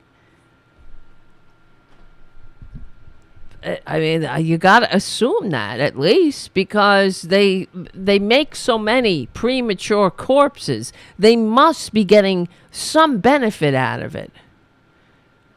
Right? I gotta think that they love it. They love, because most normal people, and well, not most, all normal people, when they see needless death, they want to do something about it. They want to, especially if they have the power to, they want to stop the needless death. That's why normal Americans wore masks during the pandemic, because we didn't want more needless death. But most civilized countries, when there's needless death and there's a public outcry, they do something about it. There's zero reason that anyone needs an assault weapon. None whatsoever. And if you think it's because you're going to overthrow the government, well, I guess the government sees your AR-15 and they raise you a fucking nuclear weapon or a drone. But no one's allowed. You're not allowed to own a drone, a military capable drone, are you? Maybe you are. Why not? Why not a nuclear weapon? With this kind of logic, maybe you don't feel safe. That's your freedom, because wherever you live in your mind, it's like that dumb bitch Lauren Boebert with those guns. They had a meeting when she was a new so-called representative, and she's sitting there with the fucking guns sitting on the shelf, all just piled up. Because that's, safety first. And then and when she was questioned about her stupidity and what a dumb bitch she looked like, she said, oh, well, they're there because I gotta be ready. What are you fucking doing? Ready for what? You stupid disgrace to air. You disgrace to human DNA. Do you realize what a dumb you look like with the guns behind you?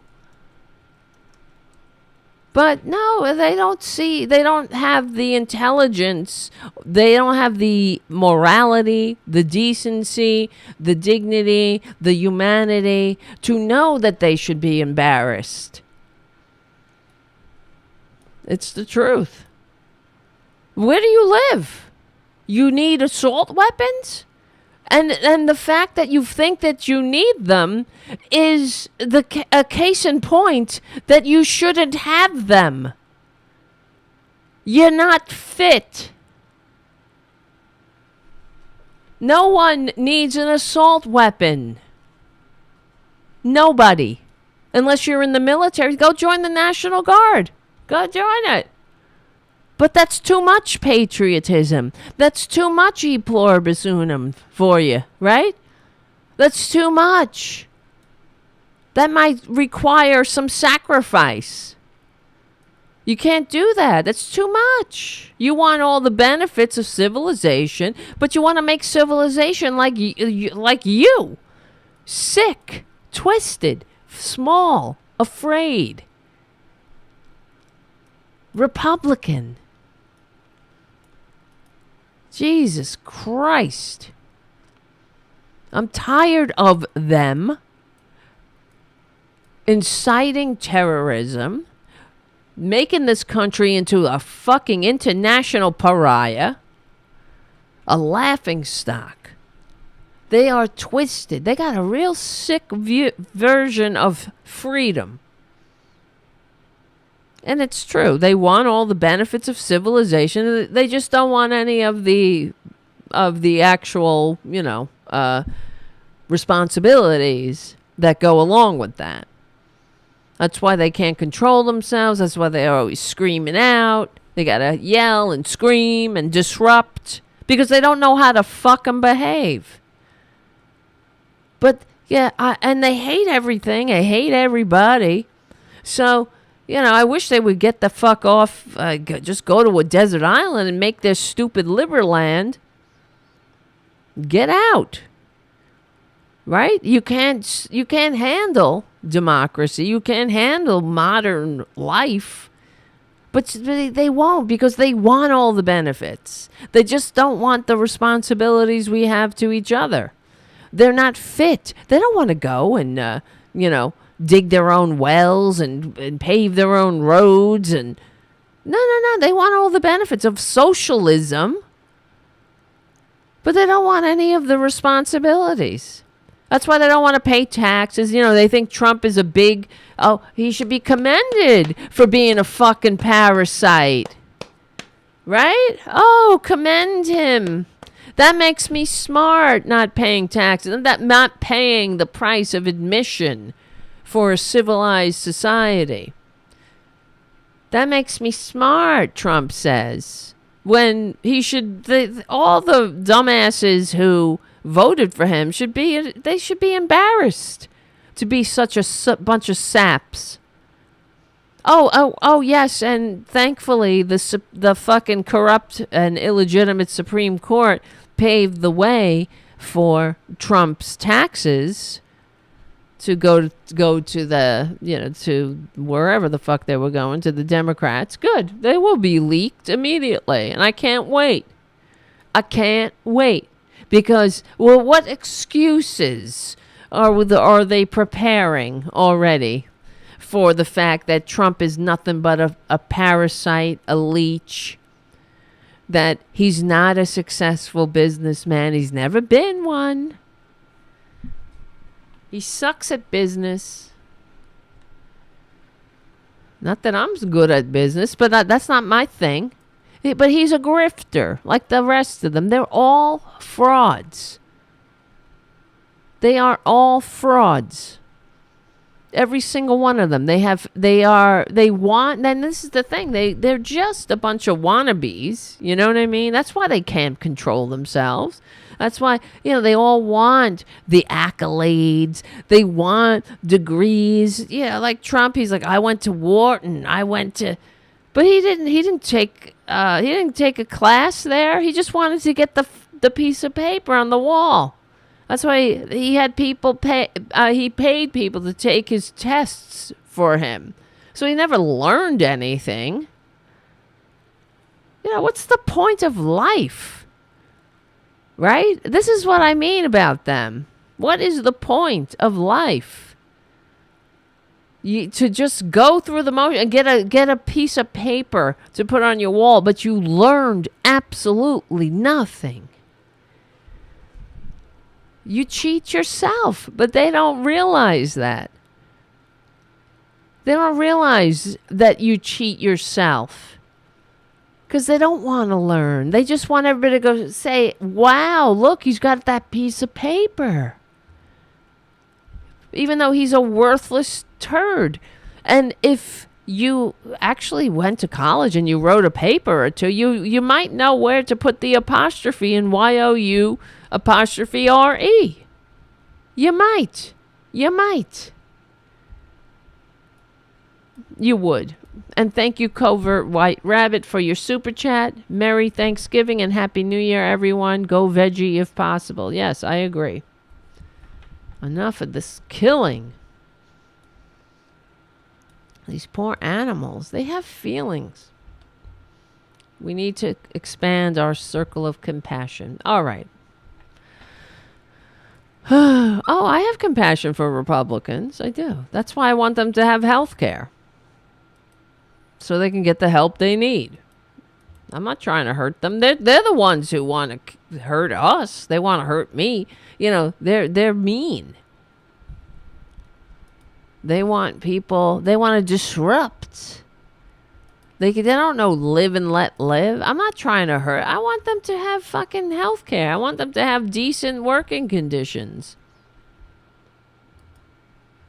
I want them to live in a country that's worthy of being called great, right? The richest country on earth. Honey, we are the poorest. You know, the richest country. Rich in what? In sickness. We got a lot of morons. Rich in hypocrisy. Disgusting. Rich in everything that sucks. Greed. I mean, everything. And this is, I hate Republicans, you know. I mean, the conservatives, their stupidity. Everything about them, even their like their love of Elon Musk and Trump, their veneration of this billionaire, this fucking fantasy that billionaires are going to save us. When they're the problem. They're part of the problem. There shouldn't be any billionaires. And Elon Musk is a case in point. Like, we all have to live and die under Elon Musk. So he owns the town square now. And of course, he turned it into a cesspool. And Republicans love that. Robert Reich writes that Trump and Elon Musk are dangerous narcissists tailored to 2022 America. He writes, why we likely... Oh, wait. This is written before the midterms. And he writes, why we won't know the results of the midterms. Well, now we know, but consider two people not on the ballot who are setting the tenor for much of what we've heard and seen. First is Elon Musk, who last Friday fired half of Twitter's 7,500 employees, including teams devoted to combating election misinformation, and did it so haphazardly and arbitrarily that most had no idea they were fired until their email accounts were shut off.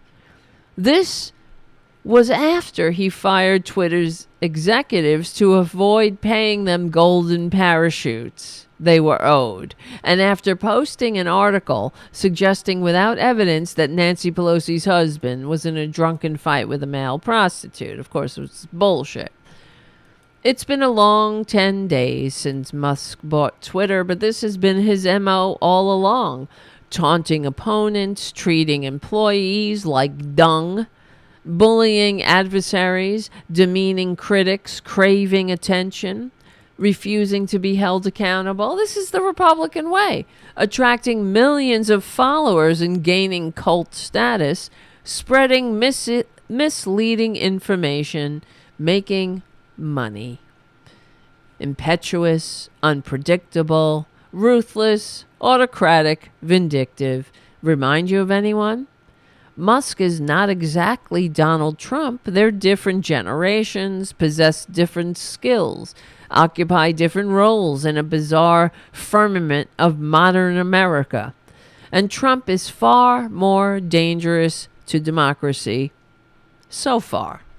But both represent an emergence, the emergence of a particularly American personality in the early decades of the 21st century, the wildly disruptive narcissist. Both wield sledgehammers to protect their fragile egos. Both are utterly lacking in empathy. Both push baseless conspiracy theories, such as the one cooked up about Paul Pelosi. Both are indefatigable self-promoters. Both are billionaires, but they are not motivated primarily by money, nor are the bullshit. This is Robert Reich saying that. Nor are they fueled by any larger purpose, principle, or ideology. Their singular goal is to imprint their giant egos on everyone else, to exercise raw power, to make others grovel. Their politics is neither conservative or liberal, call it megalomaniacal, authoritarian. It seems likely Musk will give Trump back on Twitter, but yeah, he did. But why have both achieved such prominence at this point in history? Why are so many enthralled with them? The answer, I think, is that a large segment of the American public projects its needs and fantasies on them. People who are mad as hell and not going to take it anymore crave strong men who shake up the system. People who have been bullied their whole lives want to identify with super bullies who give the finger to the establishment. Right. Their arrogance and certitude attracts millions of followers, fans, and devotees, along with a fair number of goons and thugs who want to vicariously feel superior. But they are not leaders, they are bullies who demean America. Exactly. Others aspire to the same status. Florida Governor Fraud Ron DeSantis, who flies undocumented immigrants to Martha's Vineyard. Congresswoman Perjury Trader Green, who blames wildfires on Jewish space lasers. Arizona gubernatorial candidate Kari Lake, who refuses to commit to the outcome of the election. And the other infamous high-tech zillionaires, Amazon's Jeff Bezos and Facebook's Mark Zuckerberg. Yet none comes close to Musk or Trump for sheer in-your-facedness, gleeful bombast, and the brazen assertion of power to dominate and force others to submit. Beware, the last time the world gave in to megalomaniacs, it did not end well. The robber barons of the Gilded Age, men like William the Public Be Damned Vanderbilt and Andrew Carnegie and John D. Rockefeller, siphoned off so much of the nation's wealth that the rest of the nation had to go into deep debt to maintain their standard of living and overall demand for goods and services the nation produced. When that debt bubble burst in 1929, the world got the Great Depression. And that depression paved the way for Benito Mussolini, Joseph Stalin, and Adolf Hitler, who created the worst threats to freedom and democracy the modern world had ever witnessed, and the most death. We are much safer when economic and political power is widely diffused. We are better off when people like Musk and Trump cannot gain such untrammeled wealth and influence. We all do better when fewer Americans feel so helpless and insecure that they're drawn to reprehensible bullies who parade across the public stage as if they possess admirable qualities. Exactly. Yeah. They got nothing. They're disgusting. And that's the thing. You know, what's her face? Perjury Trader Green.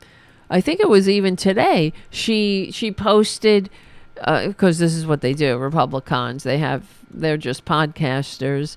They, not representatives. She posted she wanted an apology. She wanted Hillary Clinton to apologize for calling her and the rest of the Trumpansies a basket of deplorables. She didn't, of course, you know, we know Hillary Clinton. Of course, Hillary Clinton, I'm sure, would say, go pound sand, Perjury Trader Green.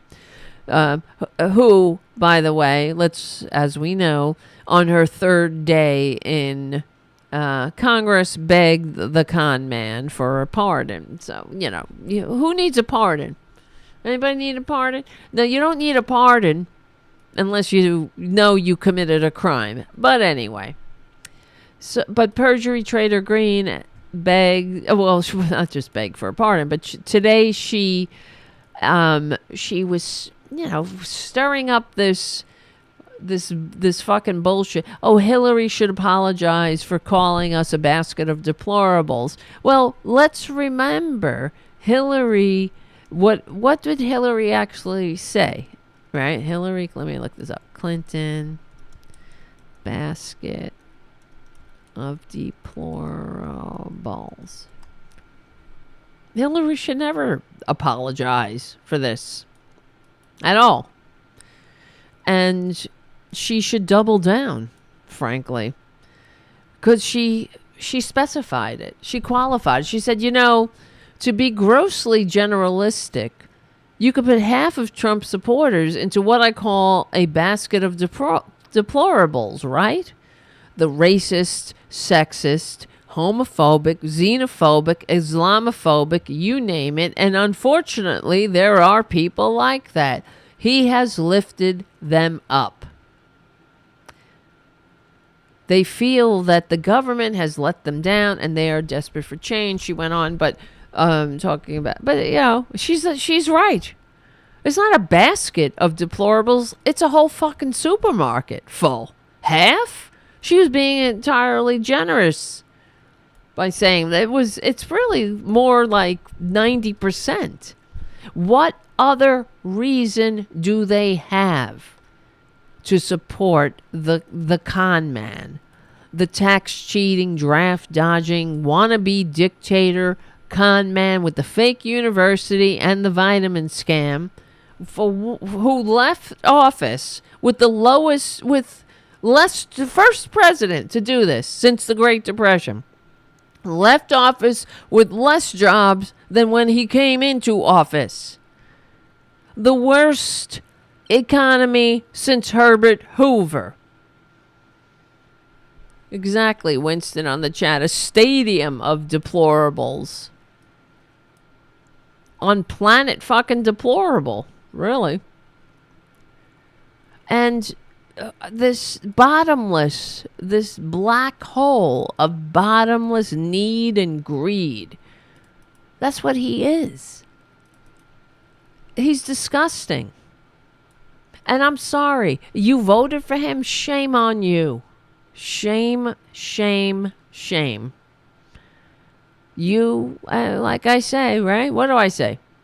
One day, not too far off, those who supported Trump will only speak of it in shamed whispers. If they get there, right, to where they could feel the capacity of shame, the capacity for shame. But it's coming. But so we were talking about Kari Lake on the other on many shows. Oh, she still hasn't conceded. She's still running her scam, but we know what she's trying to do. You realize she's auditioning now. She sees her, she threw her lot in with this con man, and she sees herself as his running mate. Yeah. And she posted this video on her Twitter. It is vomitous. Is that a word? Yeah, let's watch. Hi, perhaps you recognize me. It's your favorite president. If tomorrow I am asking you to choose greatness. And I had to start comes from I feel bad for the movies and the actors in the clips of the movies that they ripped off. I'm sure they didn't get permission to use, and now they've been cut together in this disgusting montage to suck a con man's ass. Okay? That's all it is. Yeah, that's right. I just want to say that this is my honor. You are so lucky I'm president. You are so lucky. Is this supposed to be real? Are you Batman? The greatest jobs president that God ever created. You're gonna have jobs. I love really?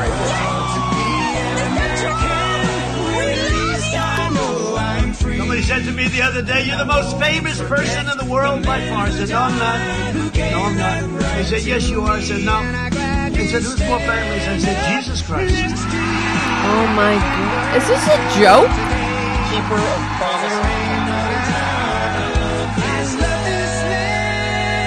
One nation, under God. We're all looking at the exact same thing. There are two camps that are seeing two different things. And I do believe that the people that are so entrenched in their negativity, they're led largely by emotion and they can't let go.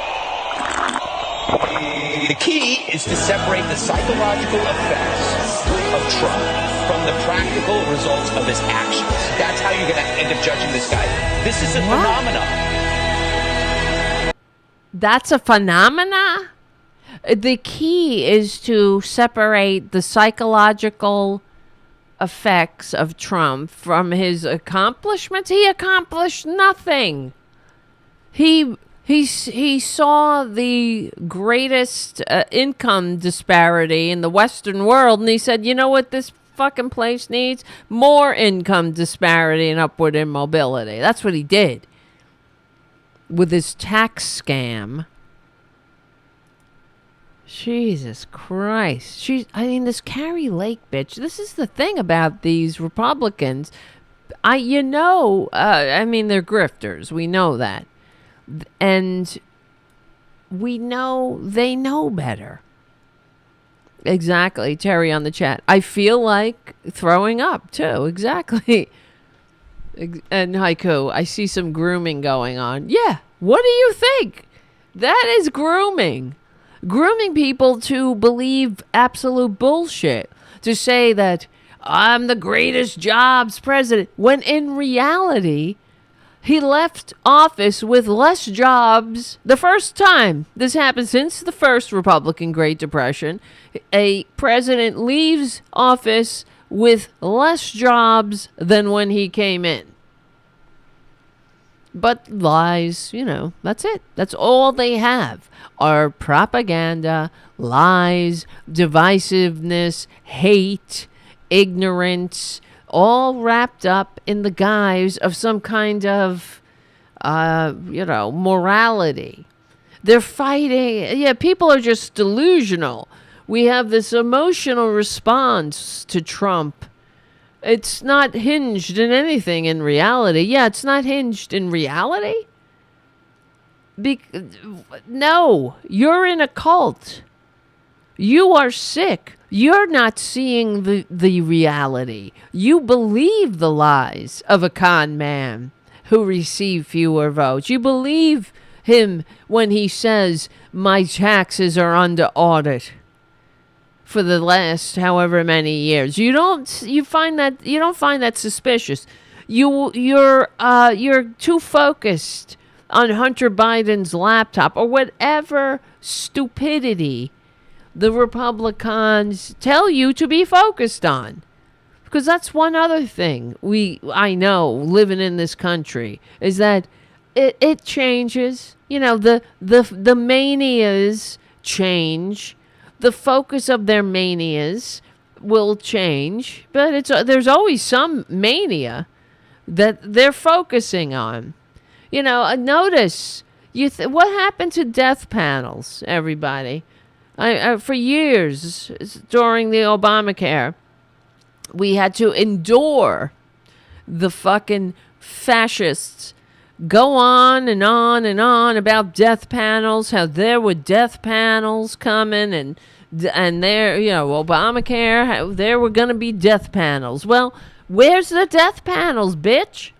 I had to endure your bad behavior at town hall meetings, and I went to town halls, and these scummy, immature, at the time they were called tea baggers, tea losers, and they, screaming about death panels.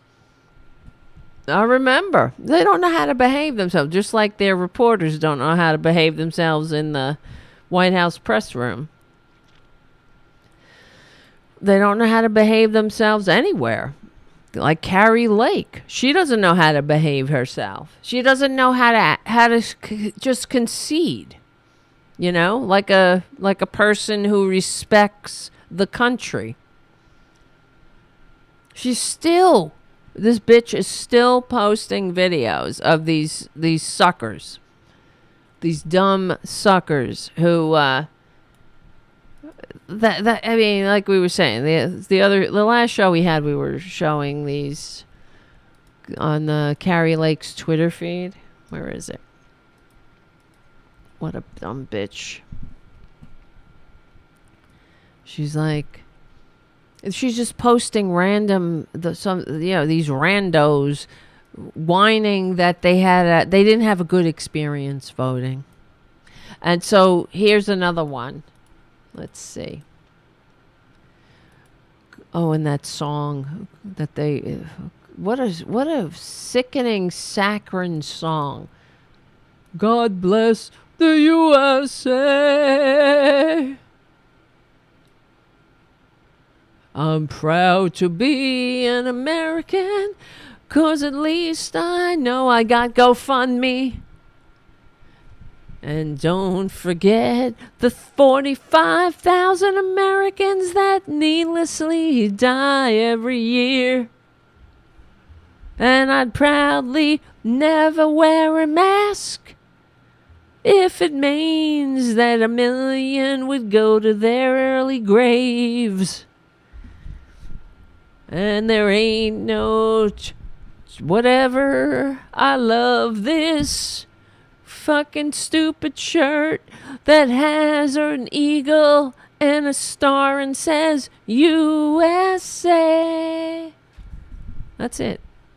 That's the extent of their patriotism. I'm proud. Oh, wait. Here. Let's see. Kari Lake she posted, Sherry worked as an election observer. Yeah, because she's very observant. She saw a man whose ballot was rejected 24 times. Finally, he asked for provisional. The ballot was rejected as well. The voter was wearing a Let's Go Brandon shirt because he was a traitor who lacked the maturity to function in a free democratic society, and that's all he can do is say, fuck you, Joe Biden, in a stupid sophomoric elementary school type way, because they got nothing. They got nothing. And we say fuck Joe Biden because, we love America and all. We don't care. We like when our president, it used to be when the president went around the world, went to foreign lands, the politics stopped at the door, right? That's what they would say. And, because we all are Americans, we want our president to be successful. Now we just go, oh, look, we post videos of him and say shit that isn't true, like he fell off the stage, or, he took a shit on the stage, and everyone knows he's got dementia. And while praising the Russian military or something like that, and also bashing our own military, that's what we do now, because we're proud to be Americans, because at least I know I am fucking deluded to think that Kari Lake didn't lose. God fucking thank you, people of Arizona, however it was, in a squeaker, you did not elect this unbearable bitch, Kari Lake, who is so unbearable. Like, she is, I can barely tolerate these people sharing the same air as them. The voter was wearing a Let's Go Brandon shirt. Oh, he sounds like a real upstanding piece of dirt, doesn't he? And there is no way. Look at this dumb bitch. Hi, this is Sherry. I worked as an observer on Election Day at St. Nicholas Serbian Orthodox Church in Phoenix. Oh, geez. I want to tell you the unfortunate story of a young man I observed that day trying to get his ballot counted.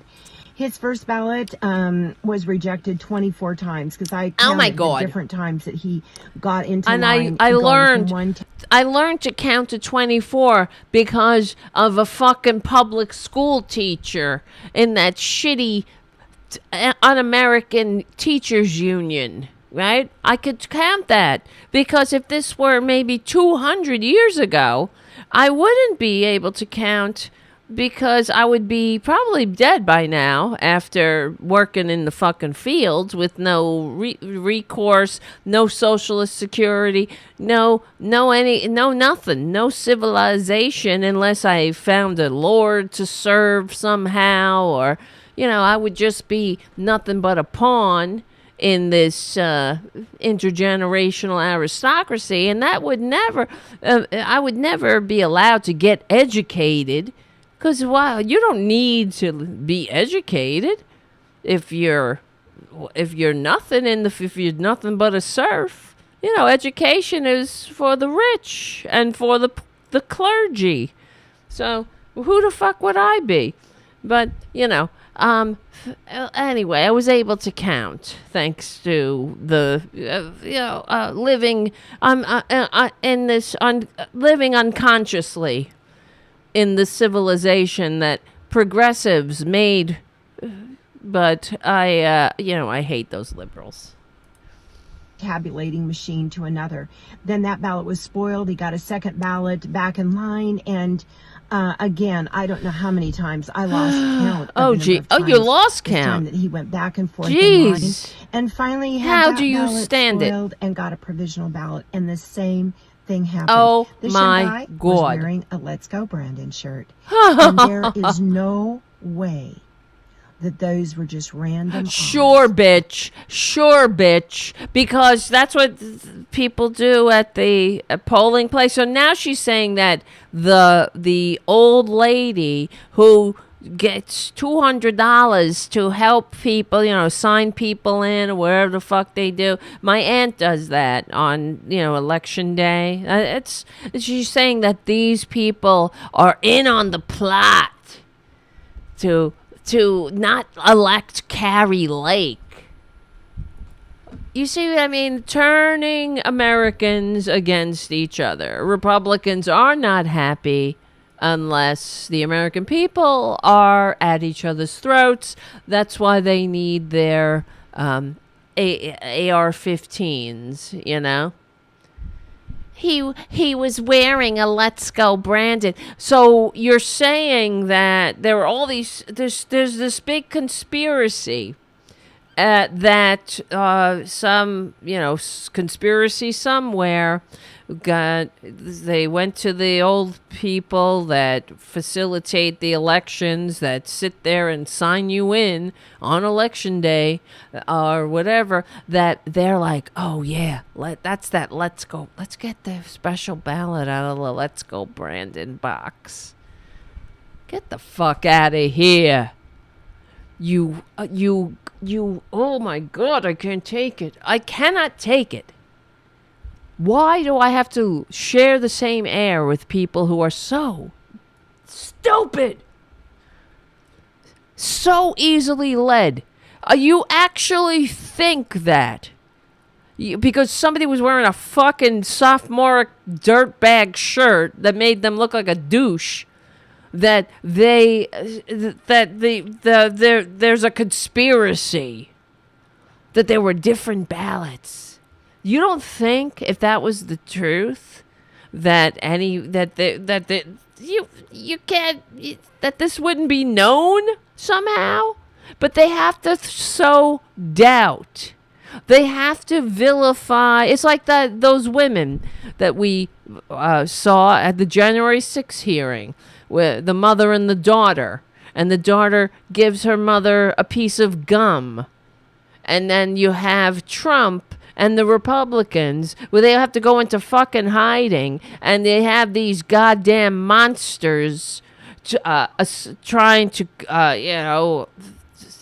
threatening them, saying, oh, they must have been passing, what did they say? They were passing dope that was somehow, you see them right there passing whatever, like doing something fucked up, passing a hard drive, passing, because it was like they don't care who they destroy. And because the ultimate goal is to destroy the very system the founders fought a revolution to entrust to us. I hate them. Legally and peacefully. Sherry worked this bitch, Kari Lake. I've shared a lot of stories with you. Oh my God.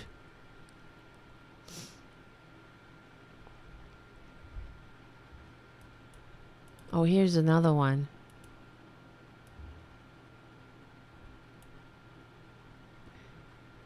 Kari Lake retweeted, "Here's the problem with what happened in Maricopa County on Election Day. This is Anthem north of Phoenix, about 115, Ruby Red District of a bunch of morons." Well, I added that. This is only one polling location. Well, why? Do something about that. That's not... now you maybe get to know what it's like to be an African American voter, if that's the case. But, because if something happens that's not perfect, there must be a conspiracy against Kari fucking Lake. Shut your mouth. Caitlin checked her voting history on the Secretary of State website and found the information listed no actual correlation to her actual voting history. Her parents noticed the same discrepancies. Katie Hobbs can't even run a website, and she wants to run Arizona? Shut your face, loser. Oh my God. I can't handle them. Losers! Now, what if, ladies and germs, let me pose a hypothetical question. What if Kari Lake won? Do you think we'd be hearing these fucking bullshit? Do you think? No. What are you talking about?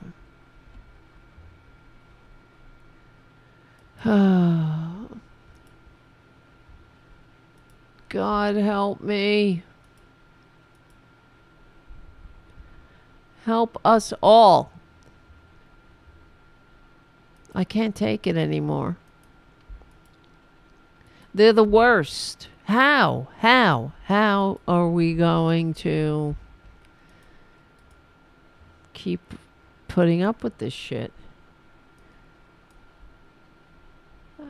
Getting back to the Club Q shooting, Lauren Boebert defends her past anti-LGBTQ and anti-trans tweets. Of course she did. Well, can't we all just stop politicizing a completely politically motivated political attack made possible by Republican policies and rhetoric? Can we please not talk about it? Boebert said, in the wake of the shooting at the LGBTQ Club Q in Colorado Springs, unfortunately still representative by 500 votes, Lauren Banned from the Bowling Alley Boebert, is defending her past anti-LGBTQ and anti-trans tweets. Now, just an aside, I pray that Carl Frisch, I hope his campaign for the seat in 2 years has begun. Get her the F out of the Congress. Please. It was so close. So goddamn close. Boebert said it was disgusting to blame her for what happened. Of course, like I said, party of personal responsibility. They would never take that moment of reflection to see, gee, what part did I play making this possible? That she said, for what happened, or say she had bad rhetoric about the LGBT community during an interview with KOA's Ross Kaminsky on Tuesday. That is completely false. Yeah, sure, bitch. I have never had bad rhetoric towards anyone and their personal preference as an adult. Preference. Yes, it's not a preference, bitch.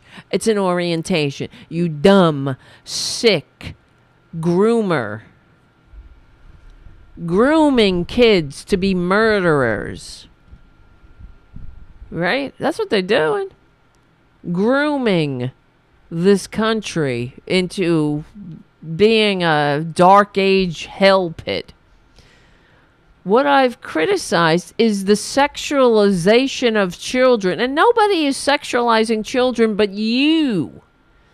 But the pee-pee police. Nobody. Nobody's thinking about that.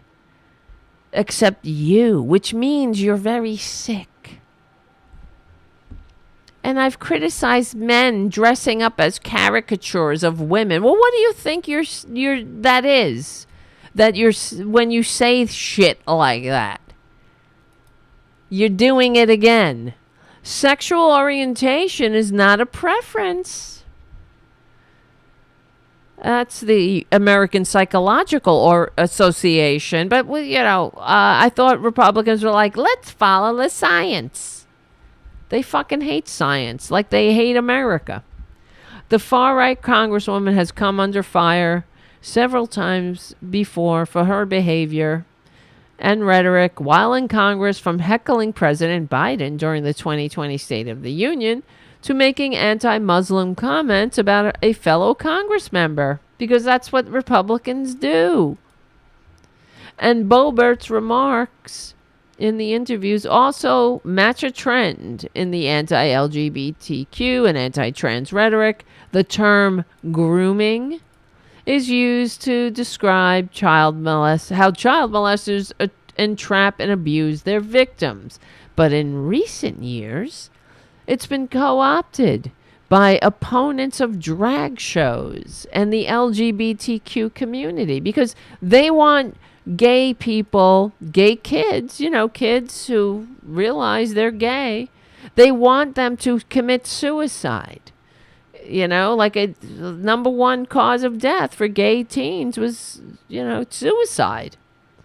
That's what would happen. And trans kids, well, they realize, holy shit, I'm trans. But they're living in a world filled with hate. Now, what a different world it would be when a child says, I'm in the wrong body, and then they're surrounded by love and compassion and understanding, and not these monsters from the fucking dark ages making them feel like shit, like there's something wrong with them that can't be handled. You think people want to be trans? That's why even just being gay. You think people want to be gay in this fucking world of hate? It would be so much easier just to be what the pricks want you to be. But that's not humanity. There's a wide diversity to the human experience. And it's our responsibility. It's our fucking privilege to be compassionate and to be understanding. and to help. To help. That's why Mother Nature put it in our minds that when we help other people, it's not our minds, it's in our bodies, in our chemistry. That when you help somebody, you help yourself. You get the same kind of positive chemical reaction from giving something as you do receiving something. So that's Mother Nature. That's God. If you want to believe in a sky spook, the sky spook wants you to be kind and compassionate. That's why you get a good feeling from that. But Republicans can't. They have nothing to say, but they speak the most about everything they know nothing about. And it's never to add light. It's never to add compassion. It's never to add humanity or to help. It's always to make people afraid, to put them back in the closet, to fuck up somebody's process, I mean, some people are hanging by a thread, and here comes a filthy Republican calling them everything but a human being. And then they wash their hands of it. Oh, it's not political. I didn't do it. I'm just free. Freedom. Fuck. And then they shove this fake caricature of Jesus down our throats. What do you think Jesus would do? If Jesus came back, they'd crucify him again. But guess who Jesus would be hanging out with? Jesus would be at Club Q. He'd be fucking on the dance floor saying, I am what I am. While you pricks are out there spreading lies and arming people to the teeth. With not just arming them with literal weapons, arming them with hate. Winding them up and letting them go. Sending them out into the community that they pretend to represent. That's fucking Lauren Boebert. Thanks, Lauren. Who votes for her? Shame on you. Shame. Shame. Voting for somebody so ugly on the inside. So dumb. So damn dumb. Couldn't even pass the GED test. She couldn't finish high school. Then she couldn't pass the GED test 4 times.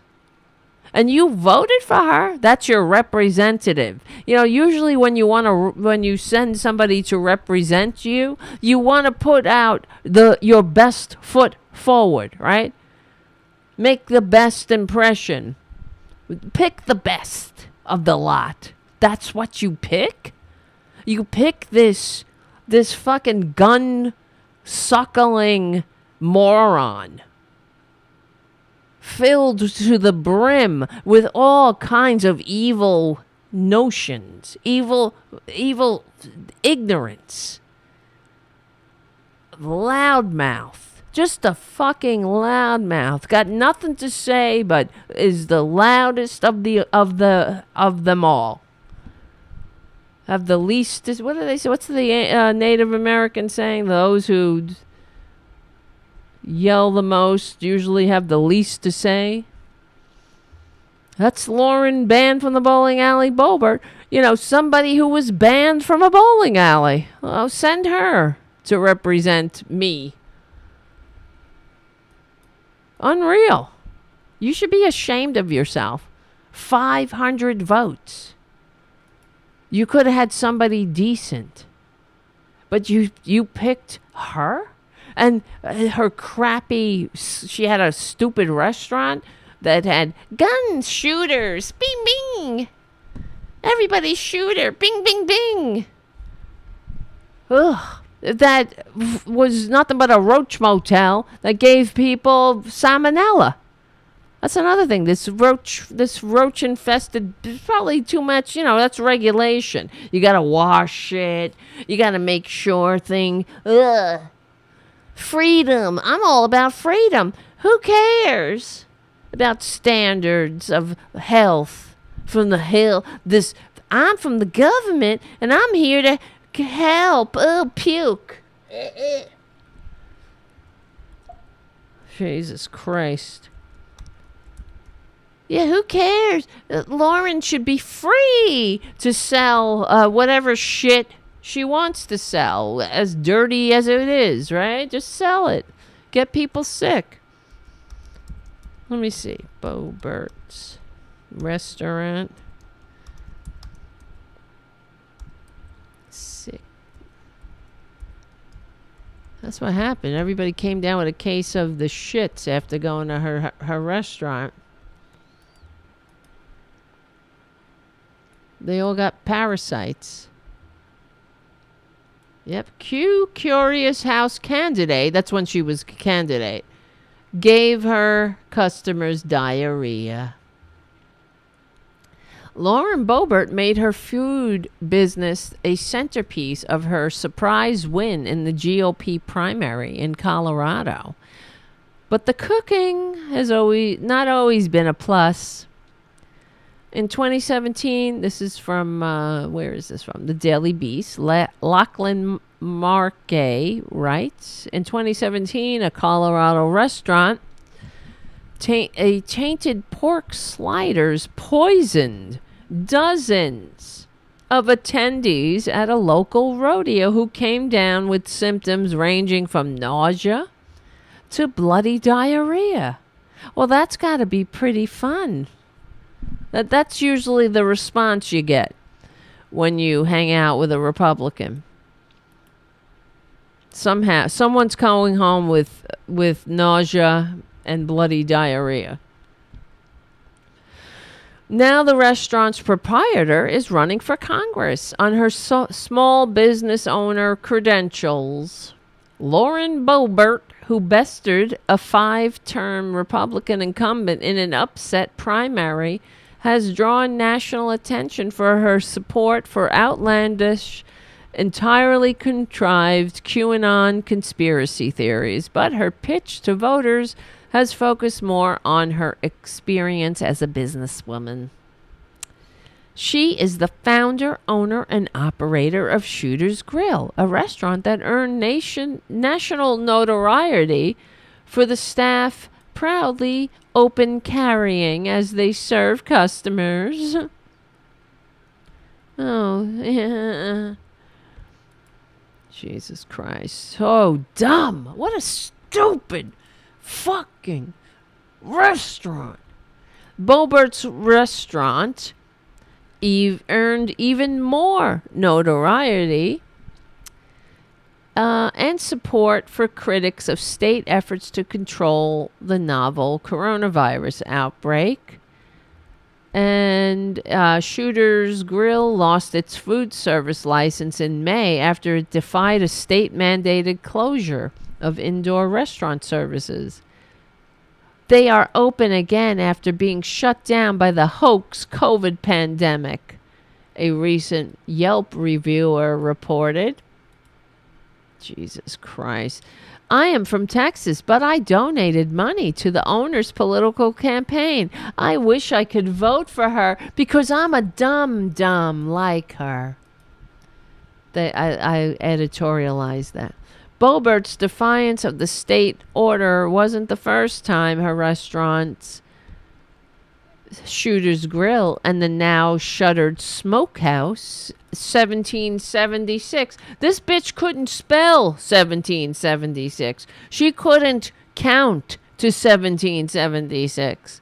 She has no clue what 1776 means. That's all she knows is an eagle and a star and a bing, bing. The flag was still there. Bing, bing. Pew, pew. She knows nothing. Give her just give her a test, an American history test. It's like Sarah Palin. Remember Sarah Palin's history? We all remember Paul Revere, who was ringing those bells. These people are unbearable.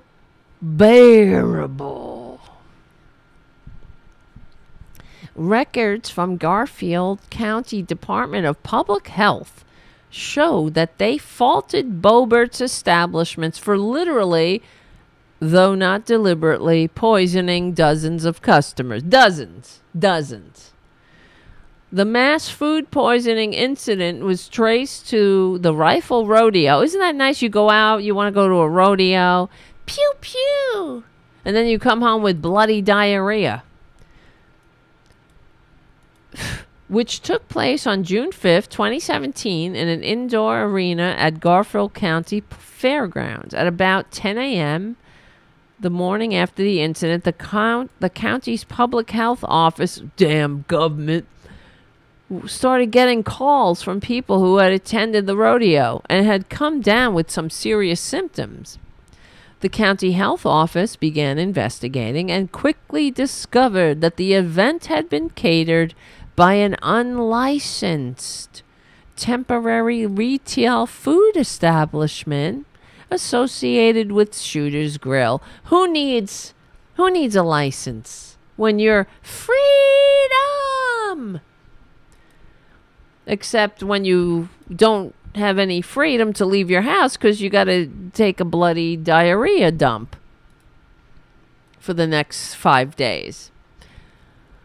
The meat served there was smoked at the Smokehouse 1776, a retail food establishment across the street from Shooter's Grill, owned by the same bitch. Basic bitch. The main culprit, pork sliders, and those who ate them reported symptoms including bloody diarrhea, abdominal pain, nausea, and chills. Well, that's a pretty serious case of food poisoning, which you can die from. If maybe it wasn't for those damn science. She could have killed all these people. Health authorities determined that the tainted pork was caused by improper food safety practices. Of course. Because, they probably, she didn't wash her pew-pew hands.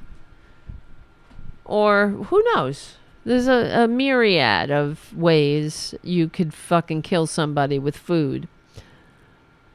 You have to be a certain temperature. You gotta make sure all the parasites and shit, whatever. Maybe it was sitting around for 5 days, but who needs no big government telling me what to do? Washing my hands when I leave the restroom. I'm free to wear this stupid shirt that says 1776, even though I wouldn't know 1776 from a fucking hole in the wall. Because if it were 1776, I'd be pining for King George to trickle on me. I'd be saying, the King George is our natural lord. You progressives you're evil. Trying to overthrow the natural order of things. You telling me that if this were 1776, the conservatives would be on the side of the colonists who rebelled? I don't think so. The conservatives were the loyalists. They're the ones that were like, God made King George the king. It is against God to rebel against the natural order of things. Let me see. Authorities suspected the food had not been stored at proper temperatures. Of course it wasn't. Because who cares? You got to make money. Following the health code is interfering with freedom. When health inspectors visited Smokehouse 1776 a couple of days after the rodeo, they found that it had no cold holding or hot holding procedures to maintain safe food temperatures. They also found that the restaurant does not maintain temperature logs, so there's no way of showing that food was kept at proper temperatures ever.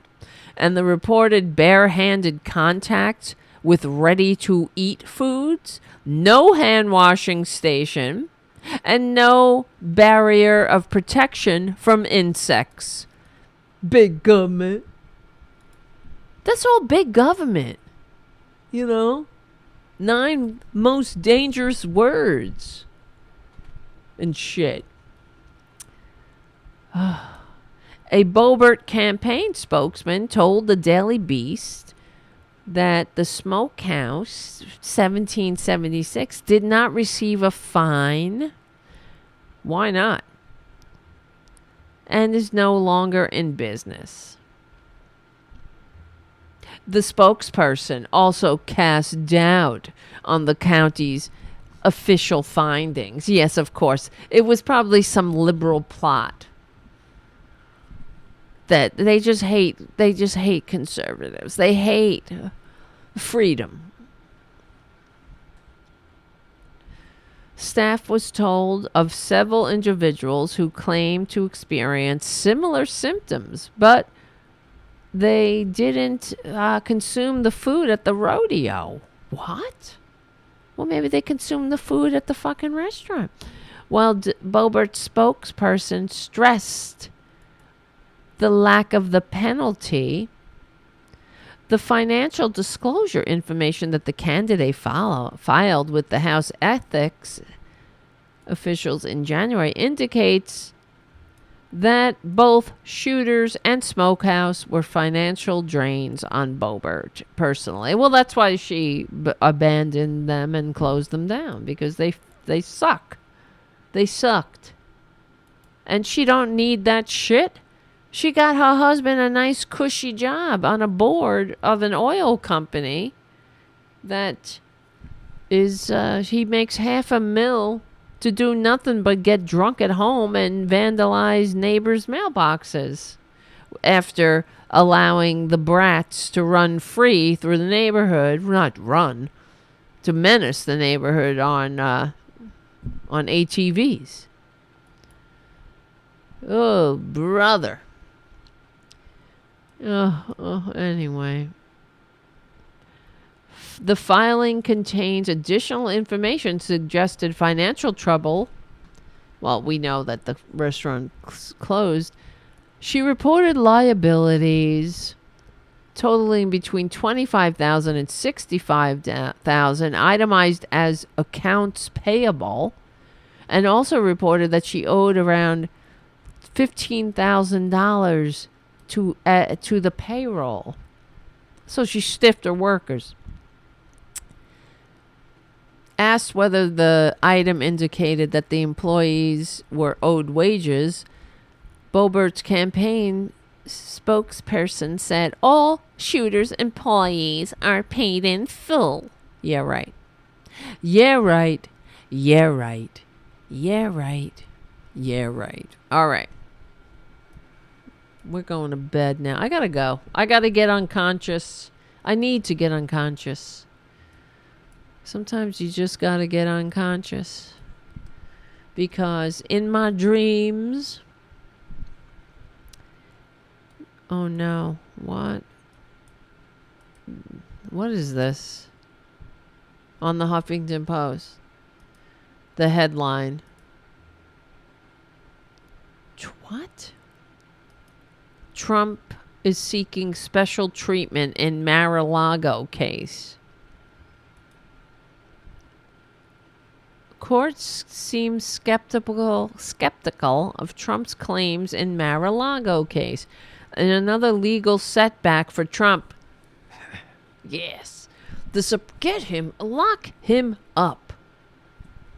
Lock him up.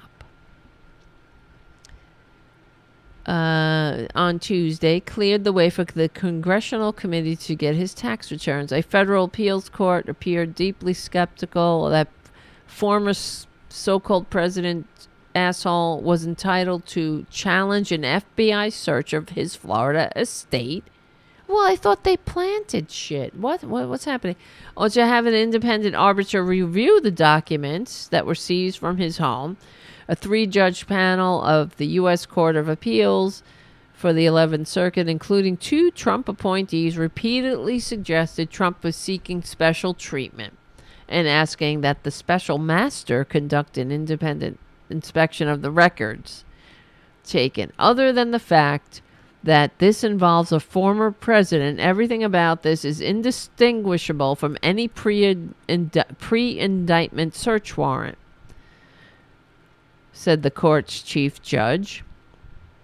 He added, we've got to be concerned about the predicament that we would create that would allow any target of a federal criminal investigation to go into district court and have the district court entertain this kind of petition and interfere with an executive branch's ongoing investigation.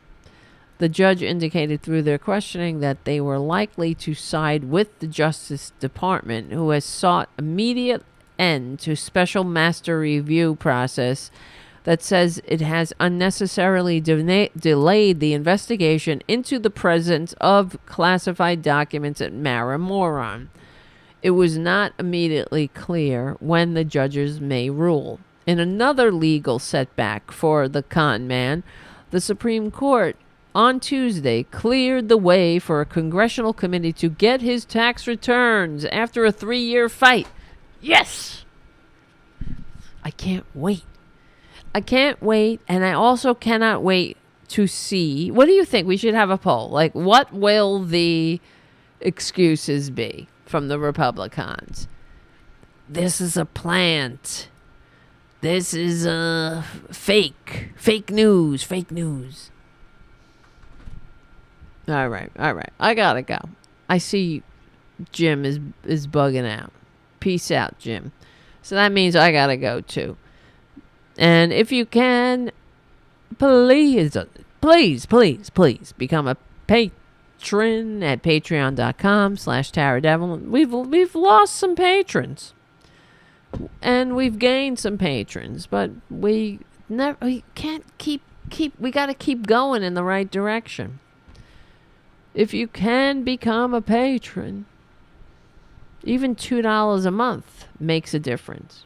So, patreon.com/Tarabuster, and also super chats are important. So thank you, Richard W., for your super chat. And thank you, Jim, for your super chat. And thank you, Mark C., for your super chat.